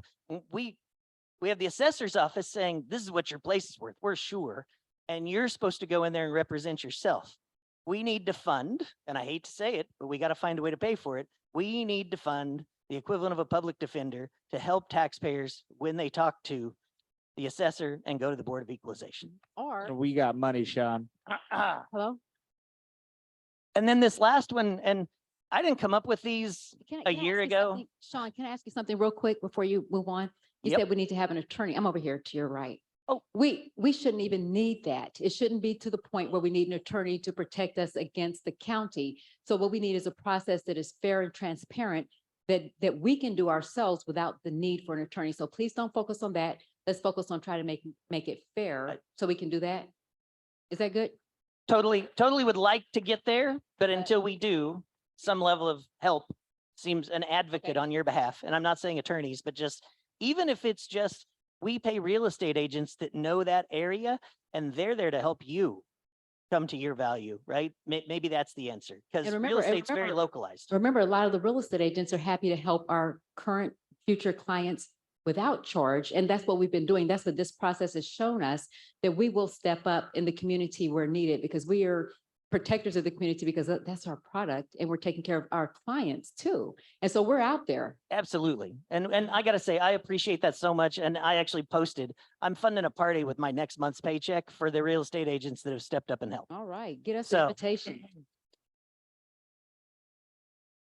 This last one, and I'm gonna stop reading this slide, but I've had so many people who walked out of their informal appeals and they said, I was afraid that if I didn't take their offer, and they even told me if they didn't take their offer, that things could get much worse. Coercion should not be a part of this process, right? It's so obvious, and yet it's happening over and over again, and there's no law preventing it from happening. So this is my idea for legislation that will protect you in the future. Come again? Uh-oh, hold on. Okay, wait a minute. Hold on. Hold on, please, sir. Hold on. Wait a minute. We want to all hear. Hold on. I want to get a microphone to you so you don't have to yell. And it sounds like something that an elected official might want to hear. Can you say that? Hold on, Sean. Let's hear what he's saying. I'm sorry, but yes, it is. That is a correct statement. I'm living proof. I got on a phone deal, whatever, and I was told point blank, quote unquote, if I don't take their offer now, they were going to raise it 500%. And I think something that we heard the assessor say in a news interview is that if people don't take the offer in the informal, if you go to BOE, it could increase. It sounds like they were trying to intimidate and scare people to accept the offer that's offered in the informal by her staff. And that's not right. But here's another thing. I've been appealing since 1985. And I was told at one of the, and I want to know why we can't go back visual, see the people face to face. But I had a lady tell me about 15 years ago, I think it was, from the state, quote unquote, good luck, you've got problems. I think we agree with that. We know that. And these are more of the cases where I would argue that the county should fund somebody to help people that if somebody appealed informally and they waived their right to a further appeal, and then they walked out and they thought 24 hours later, man, I shouldn't have done that. I'd like to have them have somebody that can pick up the phone and say, how do I get rid of that waiver? Right. So when I talk about representation, I don't mean that every single appeal needs to be, have somebody hold your hand. A lot of people will want to handle it on their own, and they trust themselves more than they trust somebody from the government. And I understand that. I'm the same way. But if somebody doesn't know what to do, there's got to be somebody that's on their side that is not part of the assessor's office or part of the Board of Equalization. That, to me, that's just fair, and we got to find money in the budget to do it. Okay, thank you for that. And then I think you have a little bit left, Sean, and then we're going to move on to Manny. Are you still? This is my last slide. Okay. And I think this really talks to Senate Bill 190. So some of you raise your hands. How many people have heard of Senate Bill 190? So a fair number, right? How many of you are Social Security eligible? That's great. How many of you, and this is, I really don't have any idea how this poll question is going to go. How many of you are maybe retirement age, but maybe because you worked for the railroad or you're a teacher, maybe you're not Social Security eligible because you never paid into the system. Anybody? There's a few of you. And I want to apologize for this in advance. This bill is not perfect, and it potentially leaves you out, and you're going to ask your state representative and your state senator to fix it when they get back in session. But in the meantime, we want to protect all the other people that raise their hands. So I hate to stand up here with any bad news, but I don't yet have the right to protect retired teachers and retired railroad workers, retired federal employees. So Senate Bill 190, Governor Parsons signed it. It is law. And what it enables is the county to now have some power to exempt people that are Social Security eligible from future payment increases. So your assessed value might continue to go up, but we're going to freeze the amount that you pay the county at whatever point in time this bill has passed and you file to let us know that you're Social Security eligible. Does anybody think that's a bad idea? But the question is, in just a second, I hear a question at the front while I walk up I can there. repeat the question. Okay. She said she thought it was for people 65 and older. The bill reads Social Security eligible. And it could be 62. You could be Social Security eligible because you're Social Security disability. The bill doesn't really spell any of that out. It just says Social Security eligible. So what I'm going to do is in the county ordinance, I'm going to say, if you are Social Security eligible, that's that's what the law says I'm allowed to now do. In the county ordinance, we'll say if you're Social Security eligible, and that includes at least one member of your household that is on the ownership, and that can include SSDI. So if you're disabled, I mean, those folks might need some protection too, right? It's bad policy to put people out of their homes when they're on a fixed income, just is. So that's what this does. I think we have almost universal support to get it passed. What we don't have yet is all the words spelled out correctly so that everybody's happy. But Sean, the whose idea, office is everybody's that on the stuck same. in? Whose office is that stuck in? Is it stuck in the executive's office? Is that what it is? It's stuck in Frank White's office? It's in the general counsel's office, General counsel, and who directs the general counsel? Frank White. Okay, so we're going to talk about that. This may be a call to action for us. If we need to get it moving, we need to know what we can do to get it moving. But in the meantime, really quickly on your teacher, do we have a retired school administrator here that has a point? I retired from the Kansas City Public Schools under the teacher retirement, and we paid into Social Security. Other districts may have not done so, but we did. Okay, and my understanding is some teachers don't pay into Social Security because they have yeah, thank you. She said windfall A provision. different plan. So if you're Social Security eligible, this will cover you. And I just wanted people to know, because I try to be transparent, even in the limitations and things that I don't like the fact that some people that are of a certain age still might not be covered, but we're going to do our best. Very good. And someone said, does it matter how much? There is no income qualification to be participating in this. Okay, and so what we're going to do is we're going to come back to questions. We're going to let Manny and then Jeff talk, and then we're going to open it up for questions for all of you, because we can have you up here all day. You said the hardest part for you is sitting down. You'll notice that I haven't sat too much either, so I understand. And so Manny came, when we had our first workshop here, you came and you shared some information with us then. So I'm glad to have you here today because you engaged with the community. And like I said, again, the people who have engaged, you're here on the stage. And so thank you for being here. Please introduce yourself and the legislation that you have that you're working on. Sure. So my name is Manny Abarca. I happened to stumble into that small event you had a couple of weeks ago, 1,400 or so people. I'm a father of two amazing kids, one in the public school systems in Kansas City, and a husband to the far better version of our couple, my wife, who's a high school counselor. So I was elected with Sean in November of last year. We just started our session first year in January 1, and they were already behind by March of this year, the assessment department, and in terms of the process. And we kind of started to understand the challenges that were to come, and we held Gail's feet to the fire a couple times leading up to the broader issues, which is when the notices came out eventually for some who have gotten them. So here's my contact information. If you need to call, by all means do that. I will tell you, call for the specific challenges you have. I understand and appreciate your advocacy, but we're receiving probably 500 emails a week about this stuff, and to weed through all of them to get to the specific folks who just need a clarity question has been kind of challenging for all of us. So if you got anger and frustration, that person's email will be at the end. So you can do that. I do want to acknowledge we have the chairman and the vice chair woman of the legislature here, Deron McGee and Megan Marshall. They are here in attendance and have supported all the pieces of legislation so far that have come through and passed. So I'm going to ask them to say their names in the microphone really quickly here while they're here. Please stand up. Eminem, come on.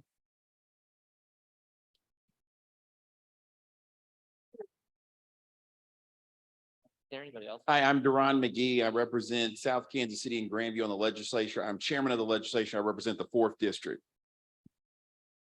Hey, and good afternoon. I'm Megan Marshall. I'm vice chair of the legislature, and I am 3rd district at large, so I represent the entire county. Thank you guys for being here. Thank you. And do you want to just say, is there anybody else from staffs that are Anybody here else? or Any other legislators? any other elected official in this space here today with us? Any other? Okay, who is this lady? If you're here, please stand up. So thank you for saying that. I always want to acknowledge who's here representing us and our voices. Thank you and good afternoon to everyone. My name is Yolanda Young. I am the representative for District 22, which encompasses a portion of central Kansas City and a little bit of Independence. And I am just really glad to be here and hearing more of the concerns of the people and willing to work for you. Thank you. Maybe we can find a way for you to work with Jeff Coleman, two of our state representatives. So thank you for being here. Any other elected official smart enough to be with us today? All right. Okay, Manny, thank you. for that. Before I jump into this, I did jot down a couple questions that kind of went around that maybe didn't get answered or follow up. So July 31st, we will have a diversity, equity, inclusion committee meeting to address the individual's question about Green Valley and the access issues. That is an accessibility issue. We'll take that up and make sure that Gail McCann-Beatty comes and explains that process to us in that committee. It'll be between 1 and 3 o'clock on the second floor of the legislature if anyone's interested. So we'll get that one done, if not answered before then. But usually when we make a call like that, generally things get done. So the appraisal cycle question, I think, is a very good point about kind of the terms of negotiations there. That's something we can follow up. And if we don't get it answered before, then we can get it answered then too. The within our authority, because I think that has been a question as well. The legislature has fiscal authority. So the budget is a way that we can impact folks one way or another. And so as Sean had mentioned, the coercion component, I would hate to use that, but the arrogance of the power structure that exists within the Board of Equalization, as well as the assessor's office, can be checked through the budget process. I'm the budget director, budget chair.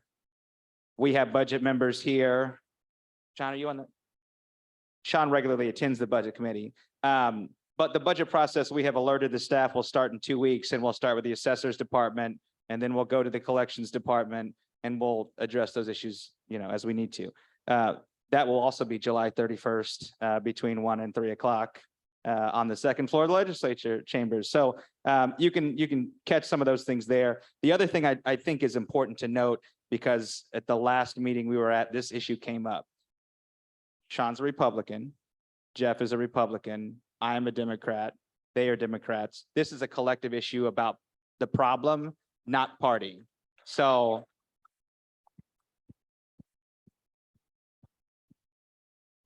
I'm sorry, Yolanda's also a Democrat, just FYI. So this is, we're trying to address the issues. This is not a partisan thing. So I wanted to clarify those things before I jumped into some call for actions.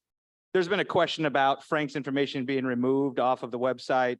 I will say that I think his executive email that I'm sure gets checked all the time is on the website. This email is his email to his email box, as well as his office. Now, this number, I tried it out before I put it up here, is the only one that I found, and it automatically go to an inbox, but fill that inbox up with your questions, your comments, your thoughts.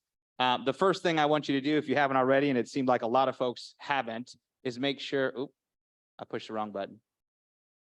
Green one is to appeal your property taxes. Go ahead and file that formal process. We were told the informals will dry up within 2 weeks. That was last Monday. So the informals are pretty much done. So make sure you get this filed by midnight, July 31st.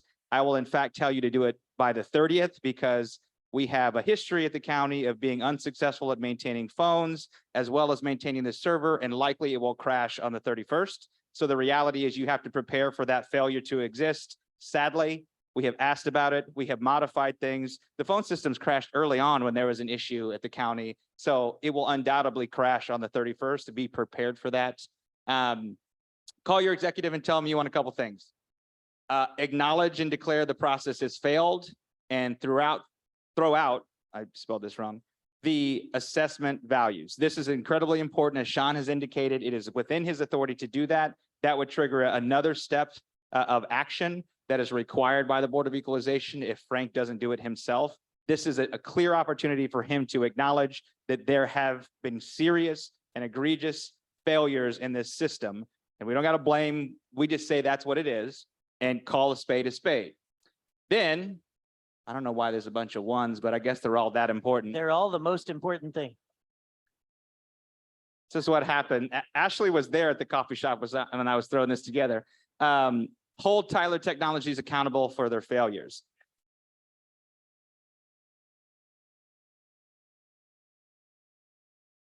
That gentleman sat up there and smugly deflected every question that we asked him on the legislature and seemed as if he already had $18 million in his pocket.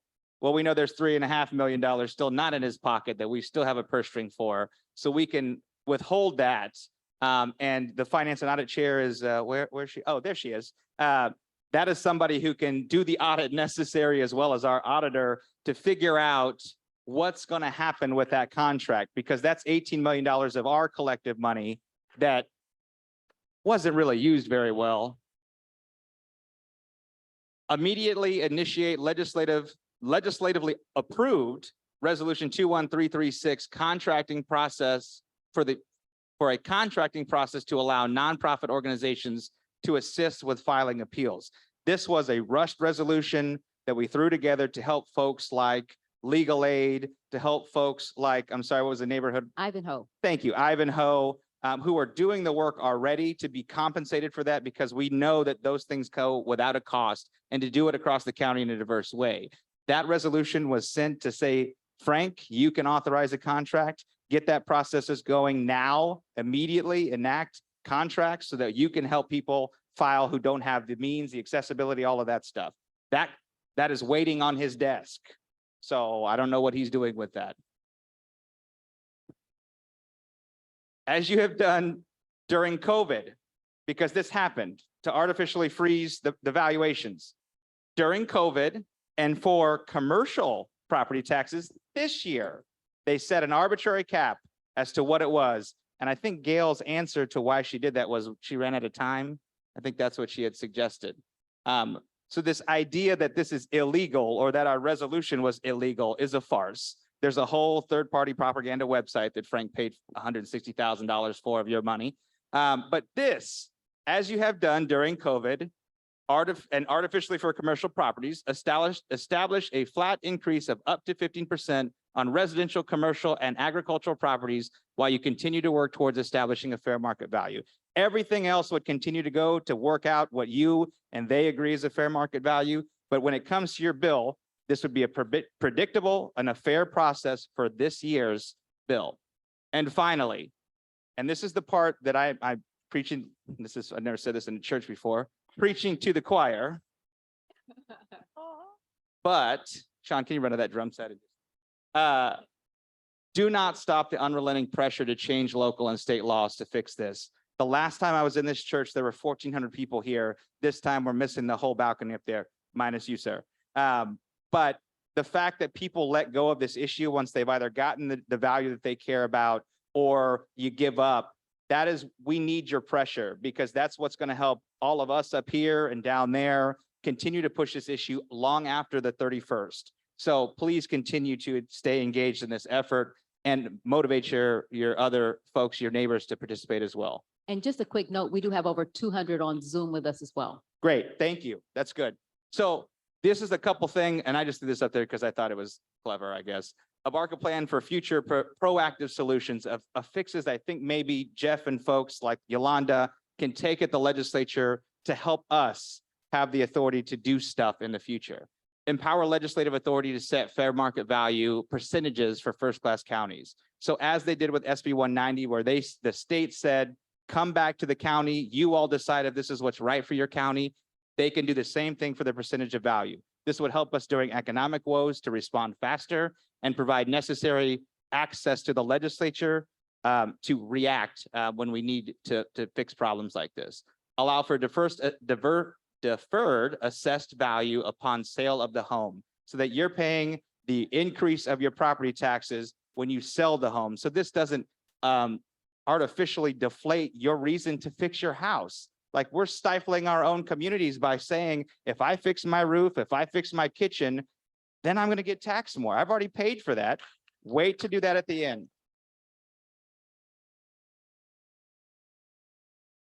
It sounds like, just mentioning to Jeff earlier, it sounds like the election of the Jackson County Assessor is imminent. So that's coming, but that would help. And as we go towards the actual payment process, because there's a couple different phases here, we need to establish a 12-month payment program. There is no reason why we cannot establish this proactively to help folks who don't have mortgages prepare, and then you rectify at the end. But right now, the executive has suggested they don't have the system to do this, and they don't have the authority to do this within the state statute. I think I disagree. Then changing the date of collection from December 31st to, I don't know, any other time, that would be a horrible time. It's probably not the 1st of January, but a different time would help. But aligning a taxation calendar so you know when you pay your car tags, you know when you pay your other property taxes that you have, boat, motorcycle, whatever, but you also have a calendar to know where you're going to have to pay your property taxes, and you can create a plan. And Manny, if I can say, this is going to hit especially hard this year because December 31st is going to have the increased value. So your mortgage company, if you have a mortgage, they're going to send you a note saying, hey, your escrow account is a little short. Not only do you pay what was due, but you're going to pay this big new chunk of money. And on top of that, January, your mortgage payment is going to go up by whatever the amount is. And so that's going to be very important. It's going to hit us all at the same time around the holidays and the beginning of the year. And that is wrong. Absolutely. So That's right. I was showing you, and I didn't explain the picture to the right. The picture to the right is if you go to house.mo.gov/legislation.sp.aspx, or you can just go to house.mo.gov and click on that legislative tab. You can find the legislation that has been filed and has been moving throughout the House. Do the same for the Senate, senate.mo.gov. And you can, in the House, I assume it's the same in the Senate, you can by subject index look up all of the suggested solutions in our state. So I just looked at taxation, and you can see under property, there were 54 bills that were filed under this area. There are dramatically more around the other issues that have an over-encompassing impact. But this issue is pretty big. And people like Jeff and Yolanda are filing bills about this topic already. There's some great ideas in there, and I will admittedly say there's some really bad ones. However, there are opportunities for folks to rectify a lot of taxation issues by jumping on this bandwagon now. And I've had conversations with superintendent and school board members about some of these solutions. I was a school board member for 3 years in the Kansas City Public Schools. I was the treasurer. We've rode 2 of these waves so far. And one time I personally got it really wrong because I talked to Frank and Gail. Or I should say, listened. So KCPS is the only school district that does not require to modify its levies via Hancock. When I left the school board, that was a legislative priority for KCPS to say, legislature, I want you all to do this to us so that when the levies increase, they don't receive a windfall. Windfall. That was $11 million in 2019. No one said it because that didn't draw their levies back down. They're the only ones who have the clear authority to have significant ways to decrease in the Kansas City Public Schools boundaries your property taxes. That is an opportunity for us. And what is that opportunity in particular, Manny? What should we do? What's our action step there? Both to have them draw down their levies this round, but also to go to the state and make that fix happen there so that you don't have to keep going back to them. So someone should reach out to the school board members, like of any district. Is that what you're saying? Any school district? Couldn't hurt. Couldn't hurt. Okay. Can I make a comment? So one thing that my office has been doing, we'll continue to do, and we'll work with Stacey for anybody that registered for this or prior events, is that all these different entities like the school boards who are going to eventually set a tax levy rate that will be applied to your assessed value, we're collecting when their public meetings are going to be so that you can go in and at least say, this is my opinion and how this is going to impact me. So what we have right now is oftentimes your elected officials get an answer from the superintendent or the administration, and they say, oh, you guys need to approve this. It's 5.2% this year. And they go, okay, like dig into it a little bit, but they don't hear from you and they're required by law to hold a public hearing, but nobody really pays attention to when it is. So my office and Annie's office, we're going to be publicizing that like you wouldn't believe, so you can show up and let them know what you think about the levy rate. That's great. And I know there's going to be a question to come that will let us talk a little bit more about the levy setting process. I was intricately involved in that, and that public comment section, I can't tell you how so important it is, because I sit there at the dais and we'd set 30 minutes for public comment, and the staff would say, well, we might as well get up and go get something to drink or something, because no one's going to show up to that. But that is incumbent upon all of us to participate in that process. Take this group, go there, every school district, every taxing jurisdiction for those discussions, and have understanding that there are still needs in your school district. You have made commitments as well through the approval of bonds and such to make those rates what they are, but with balance, go there too. The last one I have is to provide a check on corporate tax incentives that usurp taxing jurisdictions and the county. So these are your tax dollars that are going, hey, this is when somebody goes and builds a tower downtown and takes that money from your schools to do it. We can fix that at the same time. This is localized authority that we can fix. So I think this is my last one. Yep, I think so. This is Jeff's, I believe. Okay. So thank you. Manny Abarca, glad to be here with you all. Thank you for continuing to advocate. Okay, thank you, Manny. Okay, Jeff. I don't know how many people remember you from 2019, because right after that fiasco, you said, hey, we have to do something. And you proposed the same thing we're going to talk about today. So many people either didn't listen to you, didn't take it seriously. And my contention that a lot of people thought, oh, this is, not a big deal. It's an anomaly. It won't happen again. But it happened again, and it shows a pattern. And so my hope now is that more people will listen to you and what you have to say, particularly about what you're going to share with us today. But then something else for you, no pressure, but everything we've heard comes back to the state. Anything that happens is going to happen at the state level. So we're going to need you and Yolanda and other elected officials in Jeff City to be our voices there to get change, so that the county has to do what is declared of them by state statute. No pressure, help us.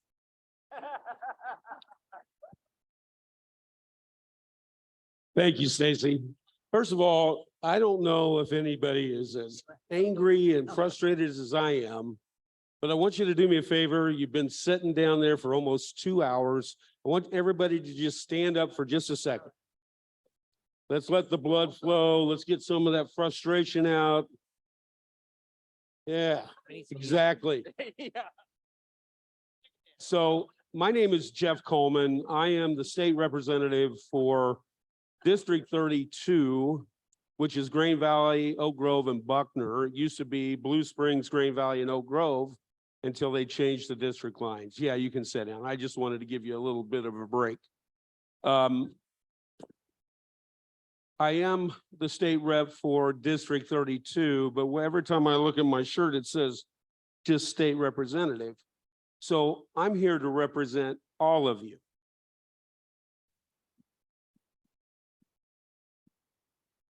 Thank you. I keep looking out and I see this out of the corner of my eye. And if this young lady would do me a favor, would you please come up here? Because I want everybody to see this and really calm your nerves down a little bit.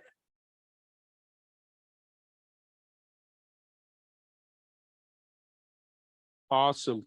Wait a minute. Come to the Awesome. middle. Wait. That is exactly right. Just a second. Come, excuse Come me. up, come up here You real have to quick. come so Come the up people here in the middle. so the people on Zoom can see what you're talking about. If you can just come a little We closer. want everybody to see this. Right. This is awesome, isn't it? Isn't this right?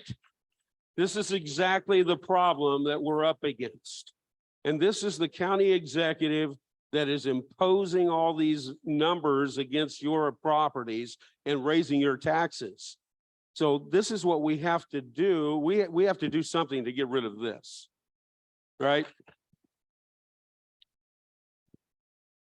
So a couple of things. Manny said it in the perfect way, that this is not a partisan issue. I'm not even going to ask how many Democrats or how many Republicans are in this room. We're all in here because we're here we're all people of Jackson County and Missouri.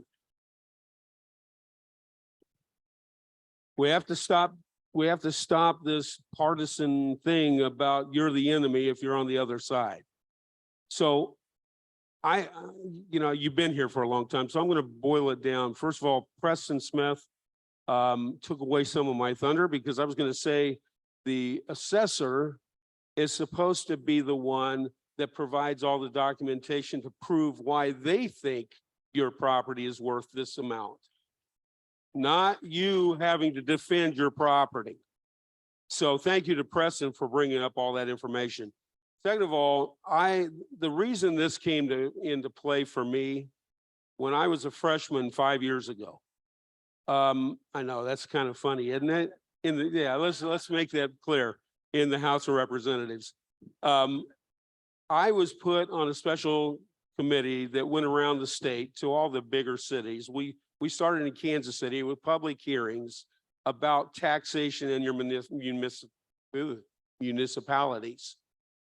We were talking about all taxes, not just property taxes, but we didn't get to talk about all taxes because property taxes took up the whole time because there were folks coming in and some of them was heartbreaking because they were crying while they're giving their testimony about the fact that they've lived in their houses for 50 years and didn't know how they were going to stay in it because they felt they were going to get taxed out of their homes.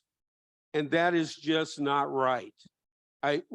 We had something called the Boston Tea Party for a whole lot less than what we're going through now, right? So that's what really motivated me to do this. So the next year, I came up with the language, which basically says it's fairly simple. Make it simple, right? It says your assessor cannot raise your value more than 2% per year or 4% every assessment period, or consumer price index, whichever is less. Well, at the time that I started this, consumer price index was less than 2%. So unfortunately, that's why I put the 2% cap on it, because now, as you know, consumer price index is up to like 8 or 9%. So that would not be a good solution for us. So right now, the cap would be 2% per year. The 2% is a number that I came up with that some people say, wait, that's kind of low. And I said, yeah, purposely low. It still gives your municipalities, your school districts, your fire districts, the libraries, everything that they had the prior year. It allows a 2% increase per year. And I think that's probably enough because we, a lot of times, have to live off less than 2% raise per year, right? So why can't those municipalities do the same thing? And if they need more than the amount of money that would be generated by that 2% increase, they can go to you, the people, and ask for an increase in their tax levy. Wow, that's a novel idea, right? Come to the people and ask them for the help rather than the government telling you, hey, you're going to give me this amount. I think that's called taxation with representation. So if you decide that the municipality that's asking for the increase is doing the job that you want them to do, you'll vote yes. If you decide, no, I don't like what you're doing, you'll vote no. And they'll have to figure out how to adjust their budget to move forward. And that's the way it's supposed to be. So what do we do in the meantime?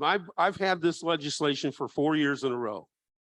And I wish I had this kind of crowd when I first started, because if we would have gotten this kind of generated power to go back against what we're up against, we probably would have gotten this through And whatever your assessment value was 4 years ago would have been what you have now plus 2%. Well, Jeff, we're here now.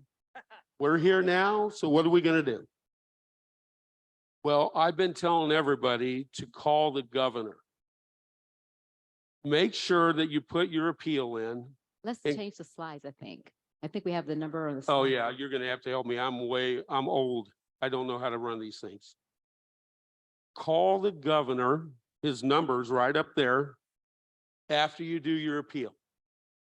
And tell the governor this is unacceptable and you need him to call a special session this year so that we can work on this and see if we can get something done about it. The problem is, I'm going to tell you, I still want you to call him. Please call him and put the pressure on. But I want to keep your expectations realistic. I don't think it's going to happen. But you know what?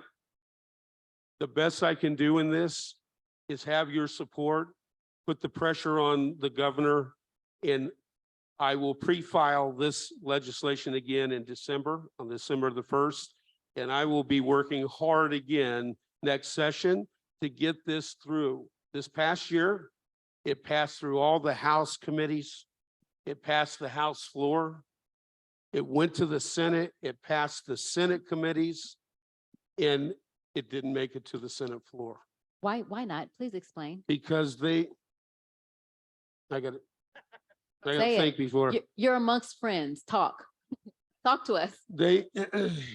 Here's the thing with politicians, and this is really bright lights, which is what we should be doing to all the politicians. Shine the light on them, right? So Senate Bill 190, which is so vague and it doesn't say, that's why the county is having a hard time understanding exactly what they need to do. Sean and Manny are doing an awesome job of coming up with what they're going to put in place if they get all the votes. I love what you're doing, by the way. But Senate Bill 190 was really easy because this language that I've been doing for the last 4 years is my language. I have no lobbyists behind me. I have no special interest groups behind me. This is me trying to help you out. And thank you. I appreciate that. I need your support because I'm up against lobbyists that are pushing back for the schools, for the municipalities that say, oh, wait a second, let's talk about this. We've talked about this for way too long. We need to get something done. But that's why I need you to help me because I'm up against lobbyists that have a lot of money that are going against me. You are the people and you're the one that have to override the lobbyists. So I need you next year. But Senate Bill 190 was very vague and it put everything back to the local municipality. They always say, we're the state, we want everything, we want the local control, right? Well, this is one time where we need to step up and not put the pressure on these guys to figure it out. Let's do what we have to do from the state level. What I'm talking about, my legislation is a constitutional change. There's no more market value. Because when you pass it, because it has to come out to the people, when you pass it, unfortunately, whatever the values of your assessment is at the time, that's your base moving forward. And that's what you get the 2% on moving forward. So no more market value. You don't have to worry about the assessor telling you, well, we think your value's here. You don't have to worry about the assessor, sir, or the Board of Equalization saying, if you don't take what we got, we're going to raise you 500%. And you know what? I know what you're saying is right because I've been on one of those calls and those Board of Equalization folks are not pleasant sometimes. Hey, wait a minute. Except one, no. Except for one of them. They were pleasant. They were just overworked. Truly, I've been on one of those calls and I would have been intimidated, just so you know. So You don't have to worry about that anymore with this legislation. The call to action is be involved both now with the governor and be involved when we go to session in our committees, and either go down to the Capitol and testify during committee meetings, or send your testimony via the emails that they have up on that last slide. You can get involved and actually put your testimony in for those committees. We have a question for you. Yes, ma'am. The lady here said, what is our action step? So when we call the governor, what are we saying to him? Exactly what I said before. Tell them this is unacceptable. Be stern with them. Tell them how you feel. This is unacceptable. I'm at risk of losing my house. I'm concerned, and we need help. And we need you to call a special session so that we make sure we don't lose our house. How do we address your legislation? Because we want to tell him the 2% increase, the cap that you have. How do we tell him that that's what we are interested in getting on the floor, or is that important? No, it's important. Tell them that there's legislation already out there that should have passed last year that didn't make it to the Senate floor. And it's Coleman's legislation. He'll know exactly what it's all about. So Jeff Coleman's legislation, and the bills are up there. House Joint Resolutions number 33 and 45. Yeah, and I'm sorry, thank you, because there is another section to that. 33 caps it at 2% for all people until age 65, where it freezes at age 65 for everybody, not just Social Security. Yes, ma'am.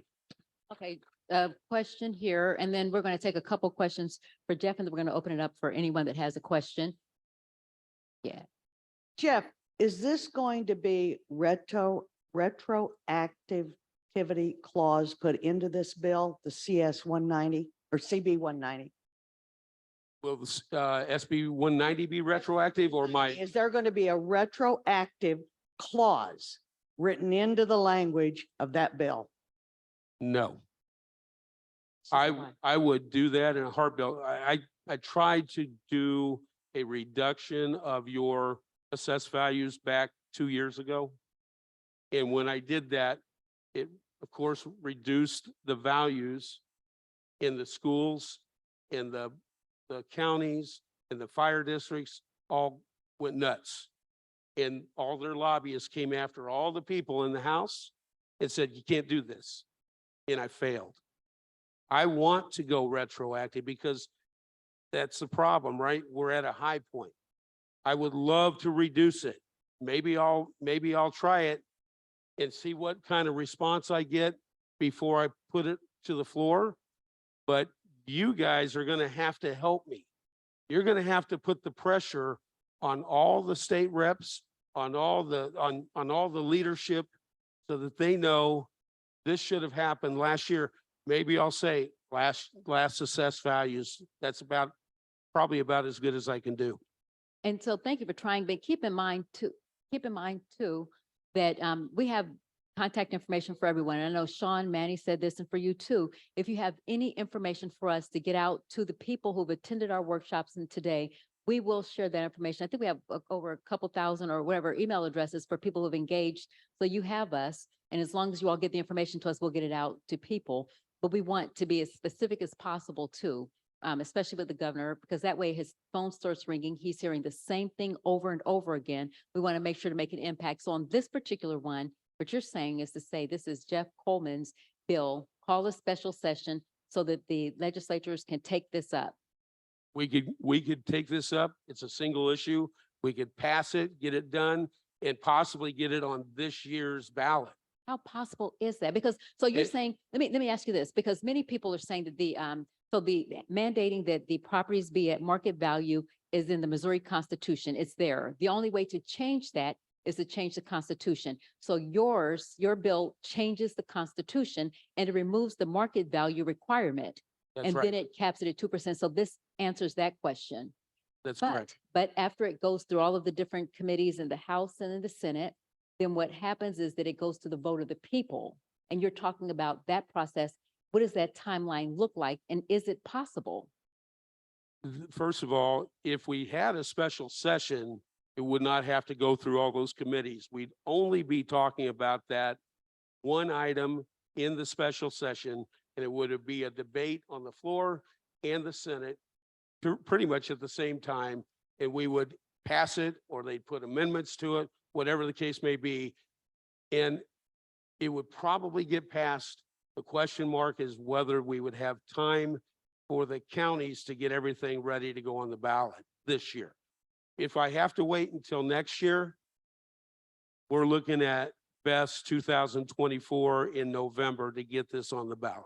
And so Senate Bill 190 that was already signed and that we have the enacting legislation here, that's not going to impact anyone now. That doesn't help us until the next tax. That's right. The Yep. reassessment.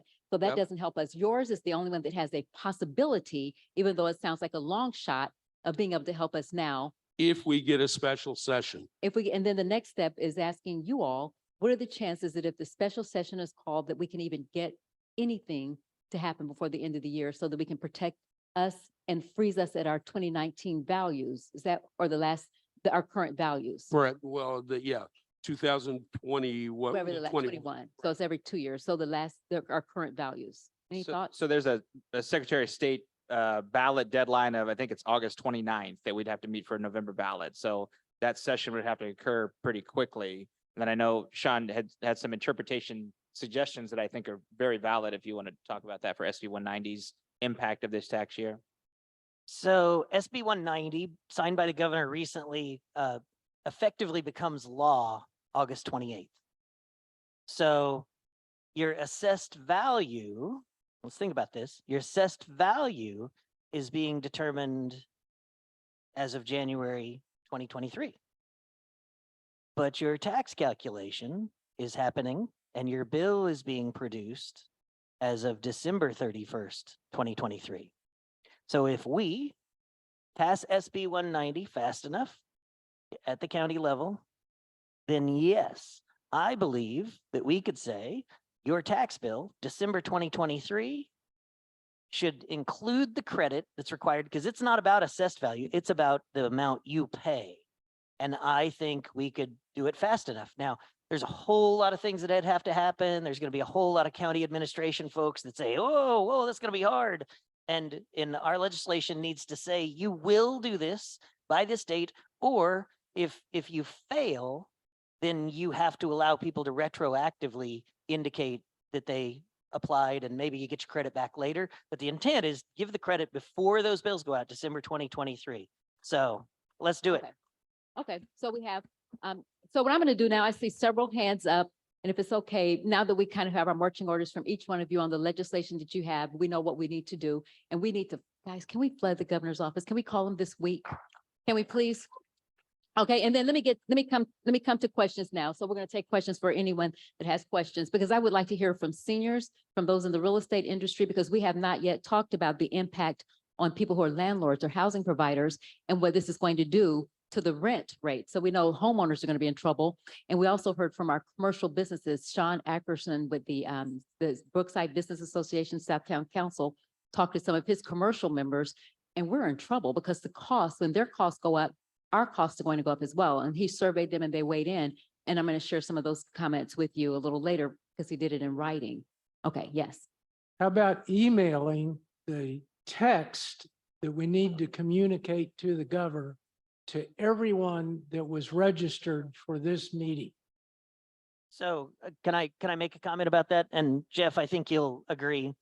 I think in this meeting, if you're here, you're going to get an email from Stacey that says, here's your action steps. I think if we write that email and he gets a form letter, that's a whole lot less effective than him hearing from you about you. Here's another one. Oh.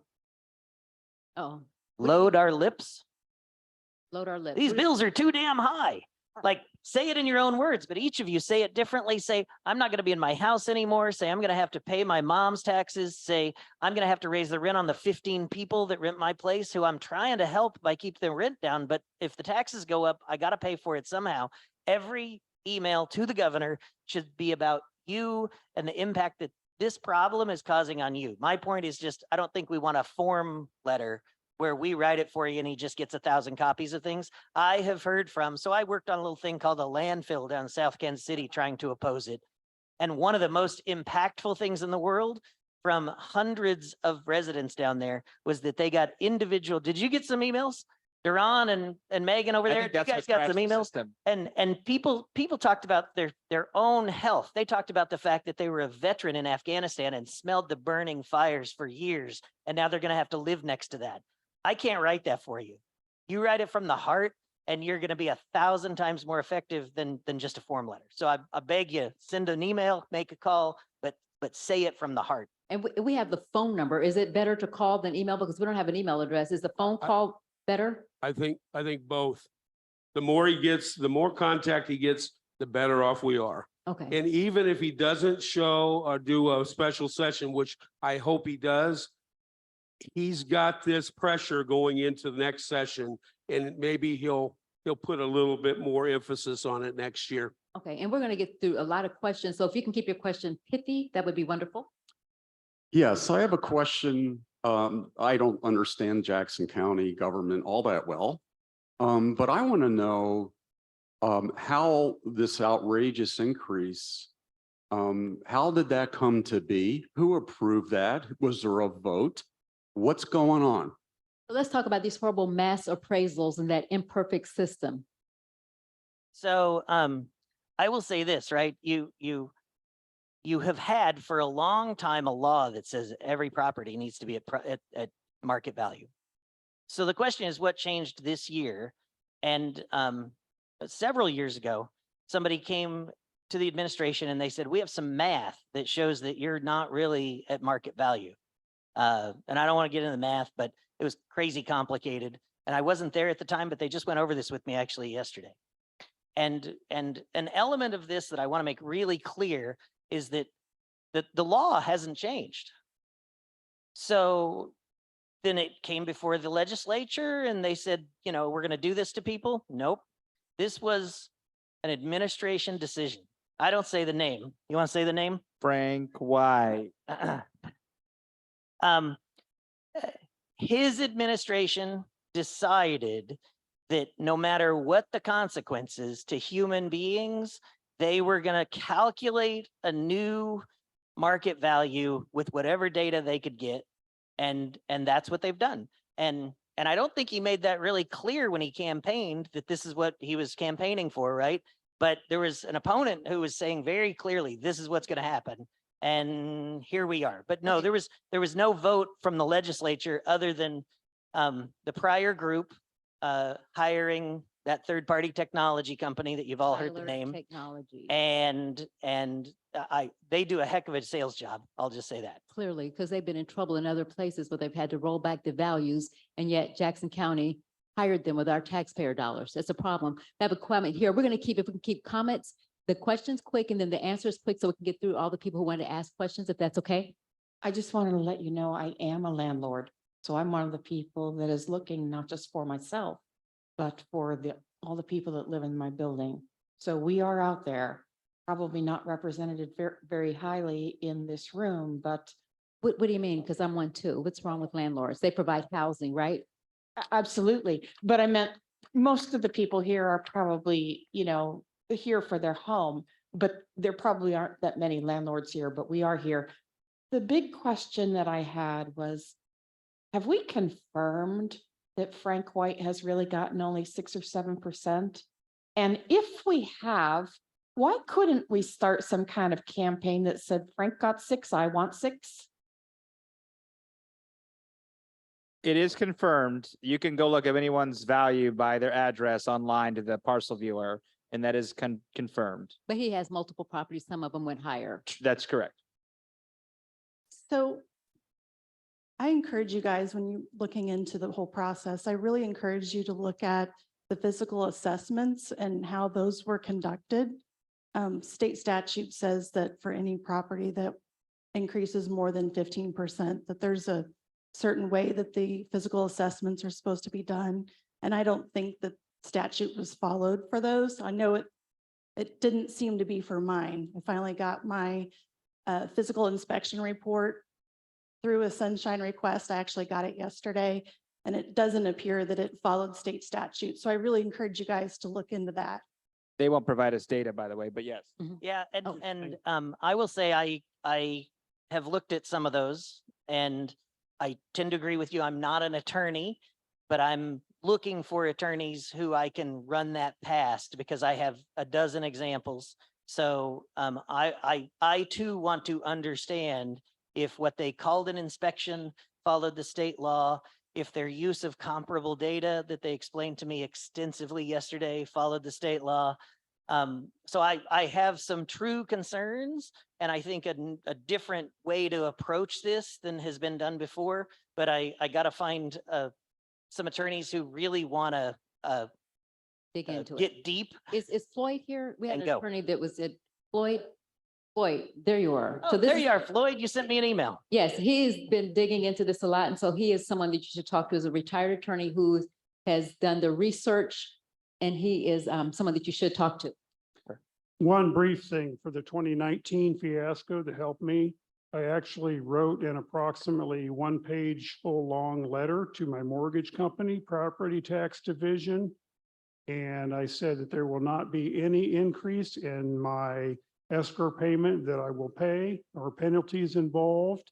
And I called their property tax department, and the woman I spoke with actually was very good. And she read the letter, and they actually agreed and said that they would wait until the county sent the reimbursement payment back to repay back what was overcharged for the 2019. So you can write your mortgage company and talk to them and tell them that you're not going to pay any penalties or fees or increase in the escrow payment until the county tax situation gets resolved.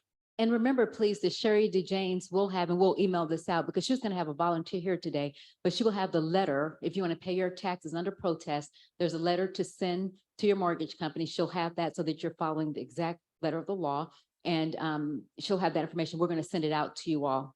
Quick question here. Stacey. Yes, So I walked over this way because there's people. I am. I'm just working my way. I was just going to ask if you wanted to have Ashley move over on that I've way. got it. Okay.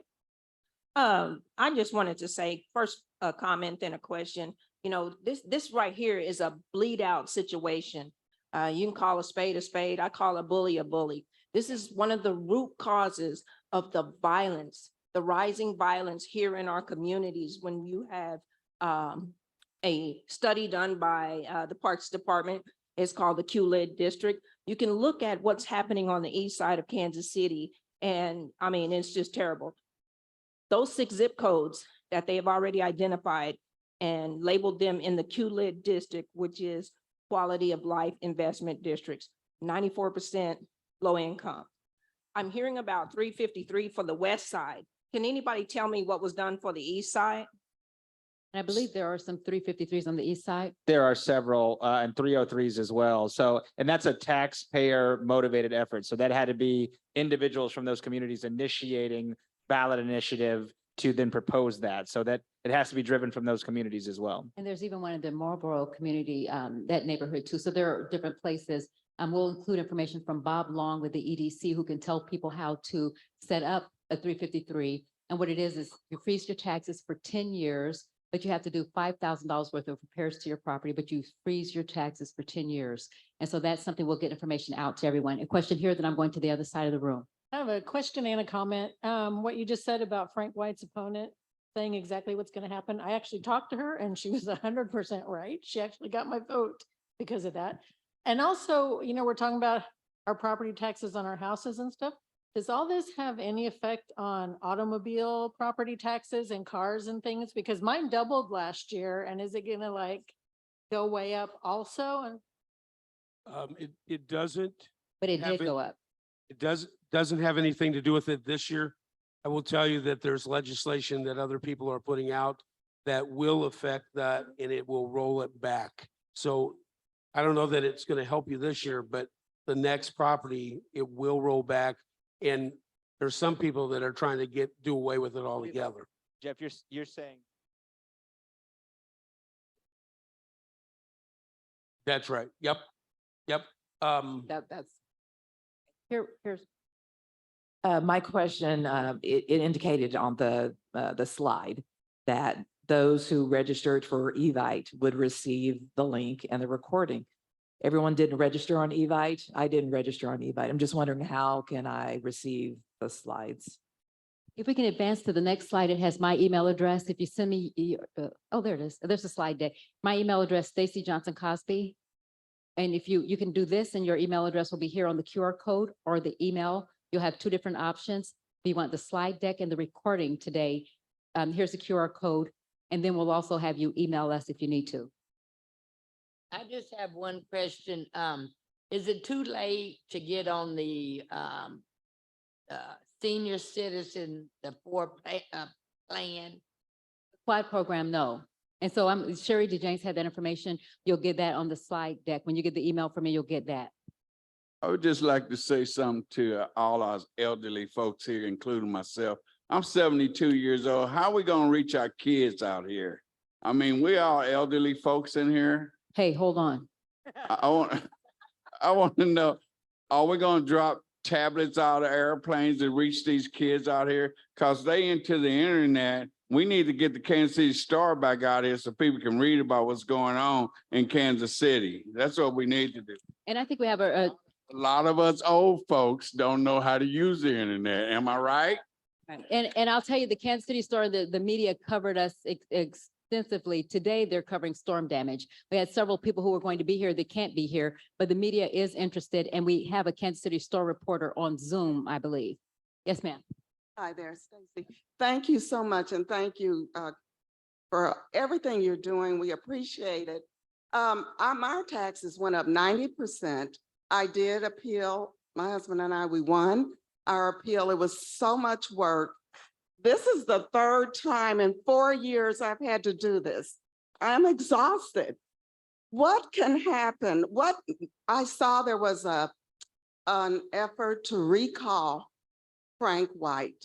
Where is the status on that? What's the status?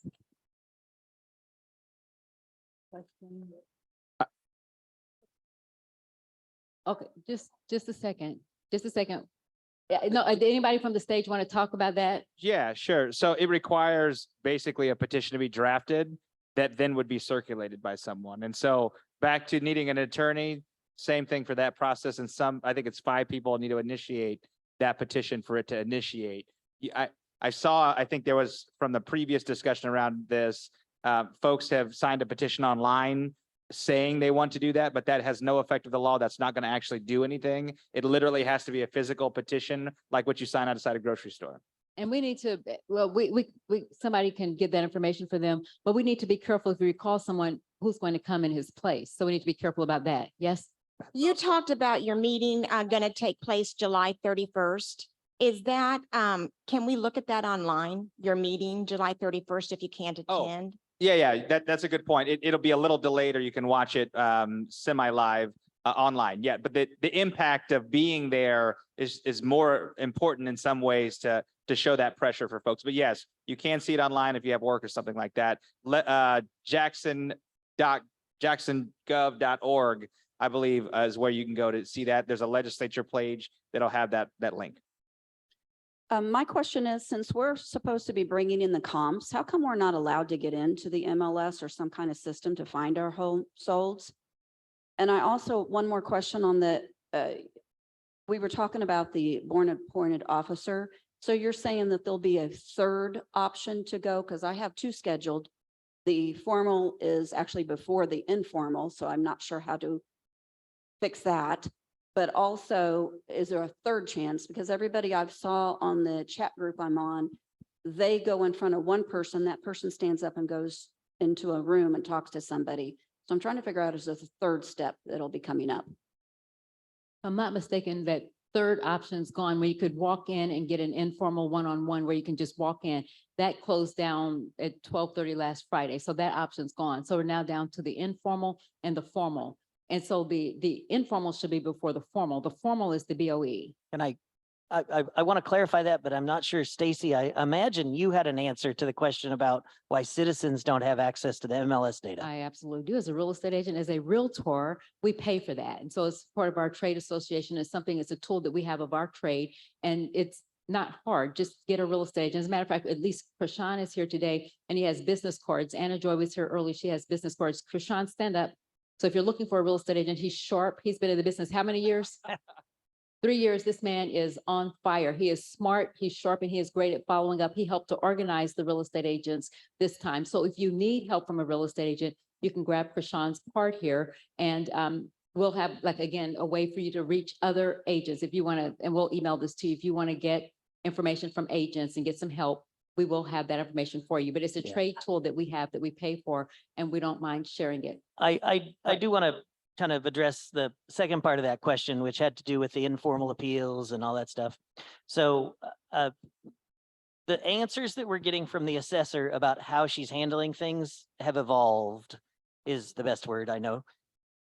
So what she said is they're not going to be doing any more walk-ins, and that as of Monday, almost a week ago now, she had about 3,000 appointments available. What I imagine is those appointments for informals are gone. If you don't have one, stop forgetting about it. She did say if it seemed like they had the capacity, that they may start to take walk-ins again. So keep an eye out on the news, keep an eye out on the website, but assume if you don't already have an appointment for an informal, you don't have an informal. And keeping in mind the numbers too, we have over 700,000 citizens in the county, over 300,000 parcels, and only about 30-something thousand will avail themselves of this particular process.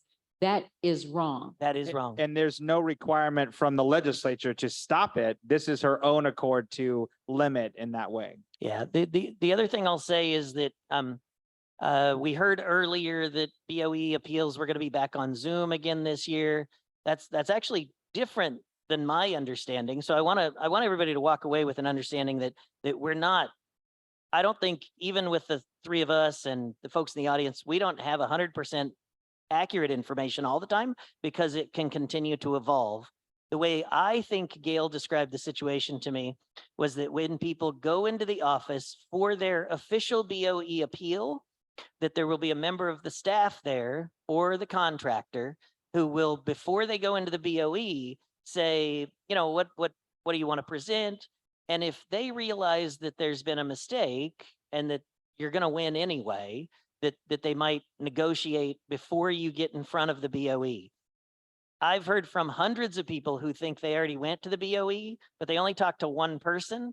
That was not a BOE appointment. Like you said, Stacey, if you're talking to the BOE, you're talking to at least 3 people, right? Right. In most cases, 5. So between 3 and 5. Yeah. So just be aware, like you may get one more opportunity to negotiate before that actual appointment, but it'll be like as you're walking in, kind of like you see courtroom dramas on TV, and sometimes the lawyers are outside just before the judge makes a decision and they negotiate some kind of agreement. So, Okay.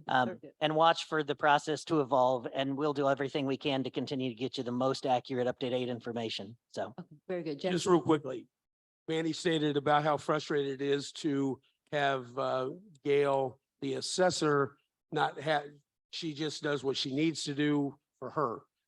That's why there's 2 assessors in the whole state, Jackson County and St. Louis County, that are appointed and not elected. That's going to end hopefully next year. We're trying to get that done. Yeah, very good. Very good. Okay, we have a question here. And let me ask if there are any other real estate agents in the audience that are willing to help. If you raise your hand and have business cards, Chris over there's appraiser as well. If you're a real estate agent willing to help, if you can just stand up, if you have some cards, please. We don't want to overwhelm Krishan there. Question here. I would just like to make a proposal to my legislatures that may eliminate all of this in the future. Can we just change the system that would not require a constitutional change to have the tax based on the sale of the home, and it stays at that base for the life of the homeowner? Every time the house is sold, the taxes go up, and it's a continuous thing forever. And therefore, the person who buys the house and who invests in the house and improves the house is not penalized.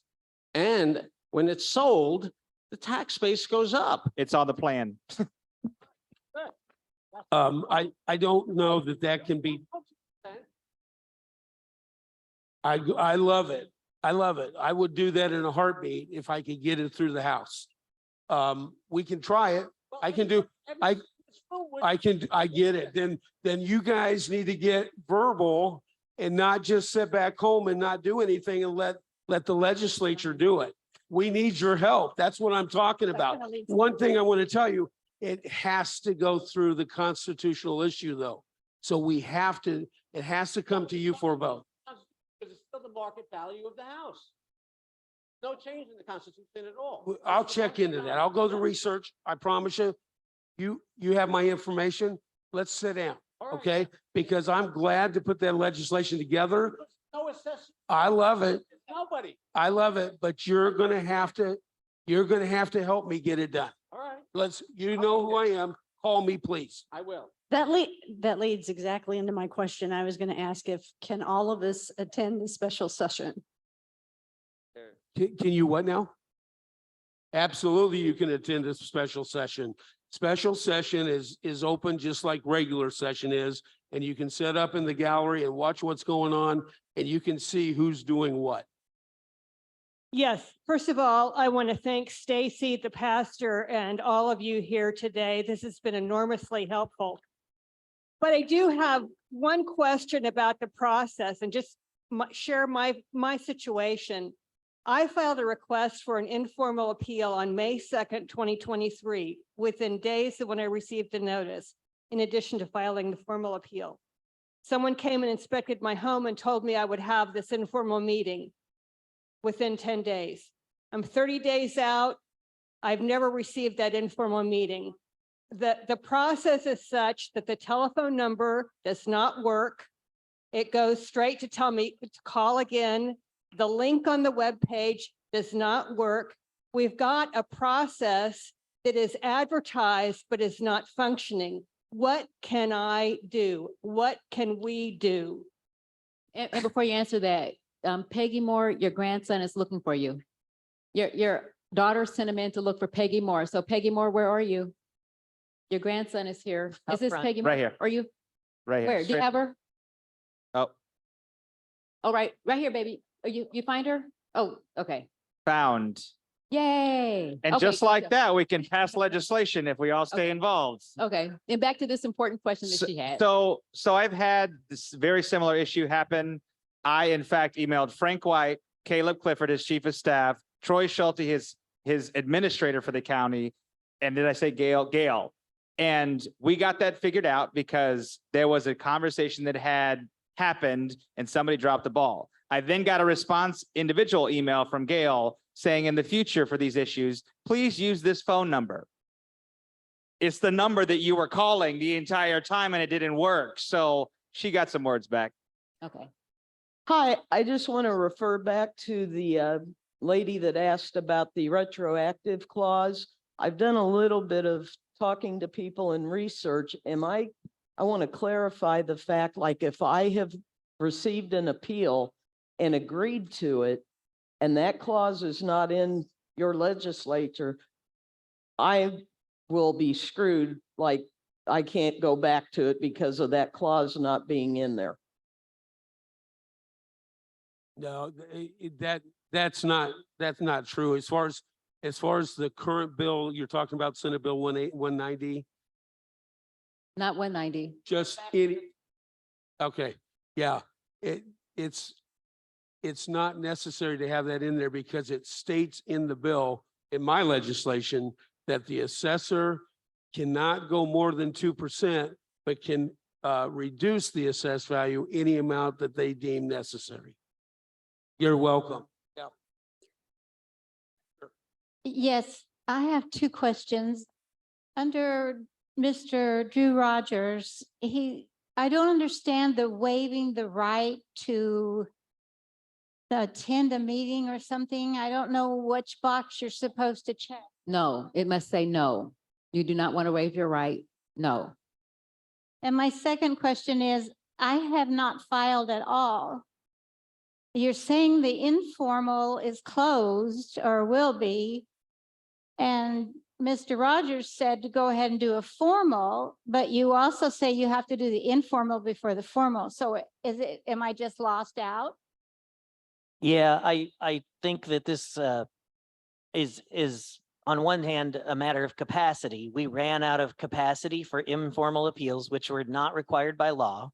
But I'll look at the lawyer in the room and just say, if I said that half the people that have a problem and a grievance got more due process than others, wouldn't that kind of be a violation of some of the principles we find in the Constitution? And you don't need to be on the record, but just kind of like in general, seems like a problem to me.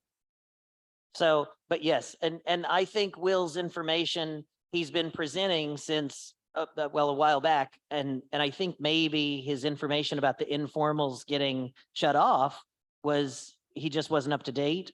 And like I said, Gail might decide tomorrow that she has a few more opportunities for people to file informal appeals. It just comes down to capacity. And if she has it, I think she might offer that opportunity again. Okay, and we're going to have 3 questions. The pastor is asking me how many more questions, and I see people are clearing out, and I'm glad and grateful for you all staying here. Got a staff that got us set up for tomorrow. So you understand, this is a work day for us tomorrow. So I'm trying to be sensitive to them. I'm not trying to be insensitive to you, so please forgive me, but I just. Gotta get out of here. My wife thanks you, Pastor. My taxes went up 120%. I wanted to find out, because based off of the MLS reports that I do have currently, the houses that they're showing that were sold, those are bought a year and a half ago by investors that bought them at a low price, fixed them up and sold them high. Those 3 houses, only one of the 3 are comparable to mine as far as having a 2-car garage and having the same setup as my house, as 500 square feet less than mine, assessed for less or a whole lot more than what mine are, but mine now is at 265,000. That's your argument. When you're there, you need to present that information in your hearing. That is what you will do, because you're going to say, here are the differences. Here are the pictures of mine. Those are renovated, and they'll have pictures of them, and you'll share pictures, and yours are not. Your house is not updated. That is your argument. I have a small request, and I'm going to run like everything.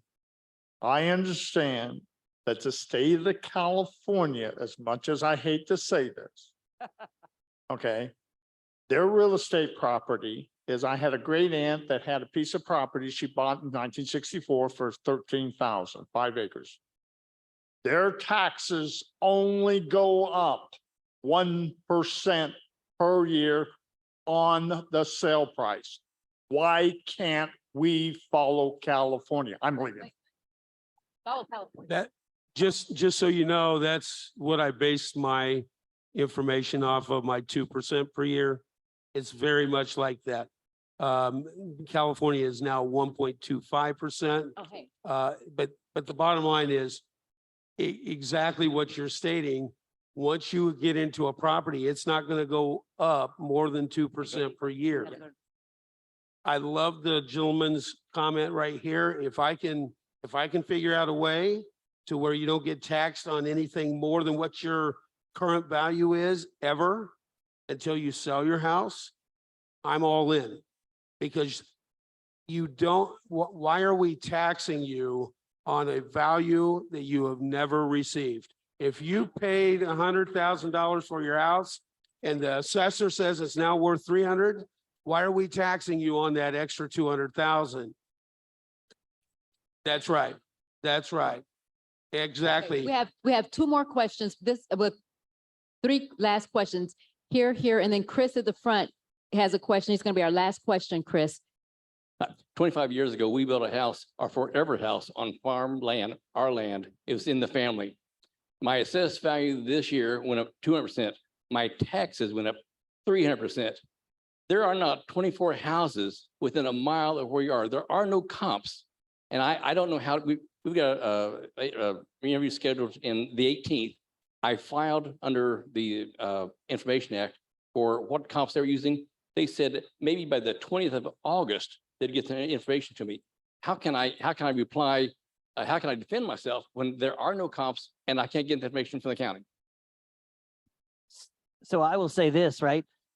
The burden of proof when you get in front of the actual Board of Appeals is on the assessor, right? They have to prove why they think your house is worth what it's worth, and they have to follow the statute about what that is, which includes comparables within a mile, similar circumstances, and they're allowed to expand that radius if they don't have any within a mile, but they have to defend it. And it sounds like you've done a sunshine request or an open records request and gotten back the information. I would encourage you to work with a real estate agent to find out all the reasons that those comparables that they used or indicated that they used don't really reflect yours. There's another bit of complexity here that I can't explain, but when it sounds like you're maybe on some property, and when we talk about agricultural property or larger lots, the county doesn't have a lot of expertise in that, and it's not clear that the model that they built did a great job at figuring out what the value would be. But I think at the Board of Appeals level or Board of Equalization level, forcing the assessor to specify and prove that that's a real value, how would they if they don't have the right information that's required by statute? The other thing is agriculture is a whole nother animal. And I believe, I'll do some checking on this, but I believe the maximum amount they can raise that is 12% for agriculture land. So we can check on that as well. If you'll call my office, we'll check on that for you. A tip and then one last comment. Oh, my comment is to be addressed to the audience. I've been involved with the legislature on other issues, so I have personally gone down and testified before committees. It is not intimidating. The only problem is finding out when the committee meetings are. You have to be on top of it. And if you organize carpools, you can come in. It makes a world of difference. And the free parking is at the bottom of the hill on the north side of the Capitol, but that hill is a real bear to get up. But you can do it. It's not intimidating. He is not that frightening. And neither are all the other people out there. And you can go talk to your legislators in person or their assistants, write letters, email. Snail mail carries a lot of weight. I think we can still figure out how to put a stamp on an envelope. So It may not get there, but yeah. we can do it.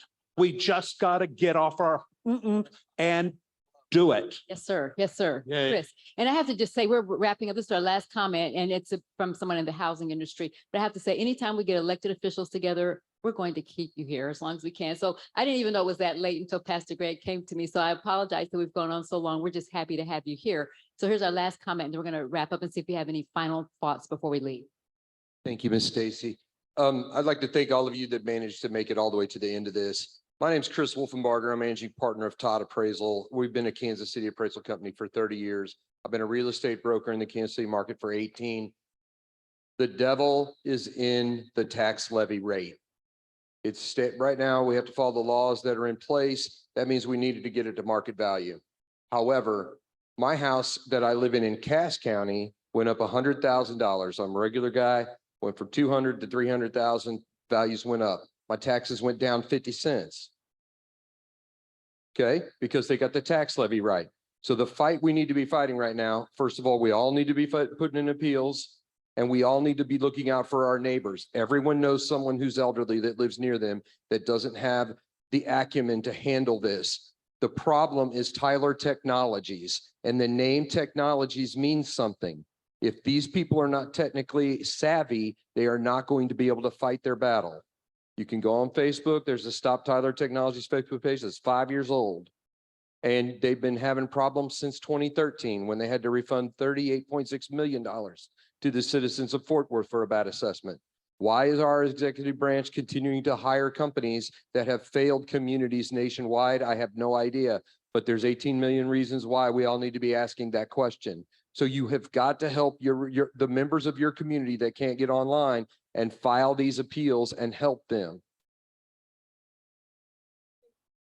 There's the Facebook page, Stop Tyler Technologies. If any of you need an appraisal, the gentleman out on acreage, was that you, Mr. Green? If you're on acreage and you think your assessment's bad, by all means, you're probably not going to be able to get comps. You're probably going to need an appraisal. Come see me. I'll give you my business card. The way Todd Appraisal handles our business, when somebody wants a tax appeal appraisal, the first 10 minutes are free. We're going to pull comps just like an agent. And if we think they're right on value, we're going to tell you that. If we think they're wrong, then we're going to move forward with the appraisal process.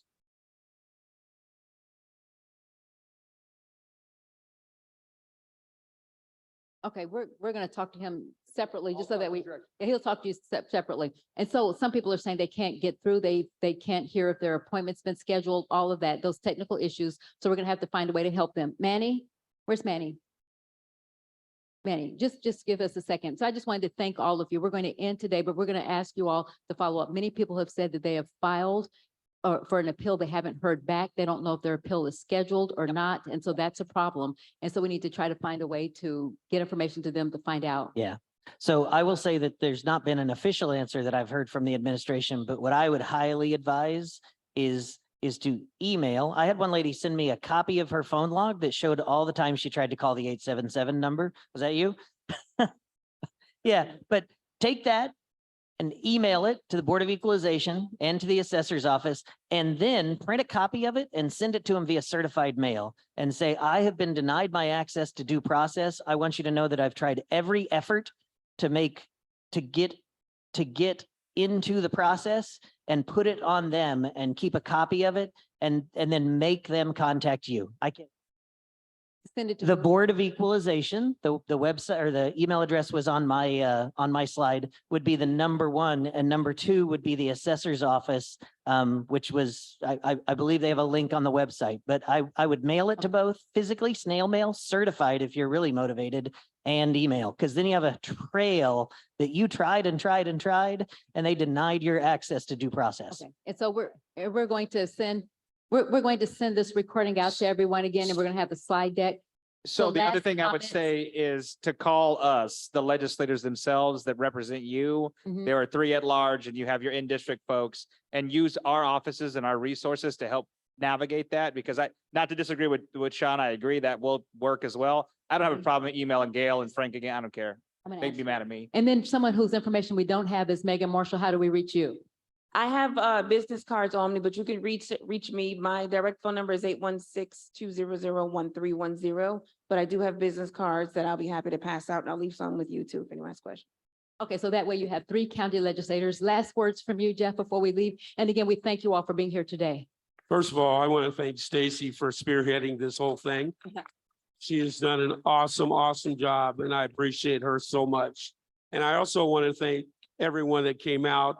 We're going to do everything we can to help you and to make this better and to make sure you stay in your houses. And thank you to the Jackson County legislators for being there and trying to take a bad bill, Senate Bill 190, and make it at least somewhat better to make sure that you get what you need out of your homes. Did So thank you very much. Anybody learn anything today or have any action steps that we can take? Say yes. Very good. Yes. Pastor Greg? Pastor Greg, do you want to say something? Okay, we're done. Thank you all for being here. Thank you, elected officials, and thank you all for coming. We will be in touch.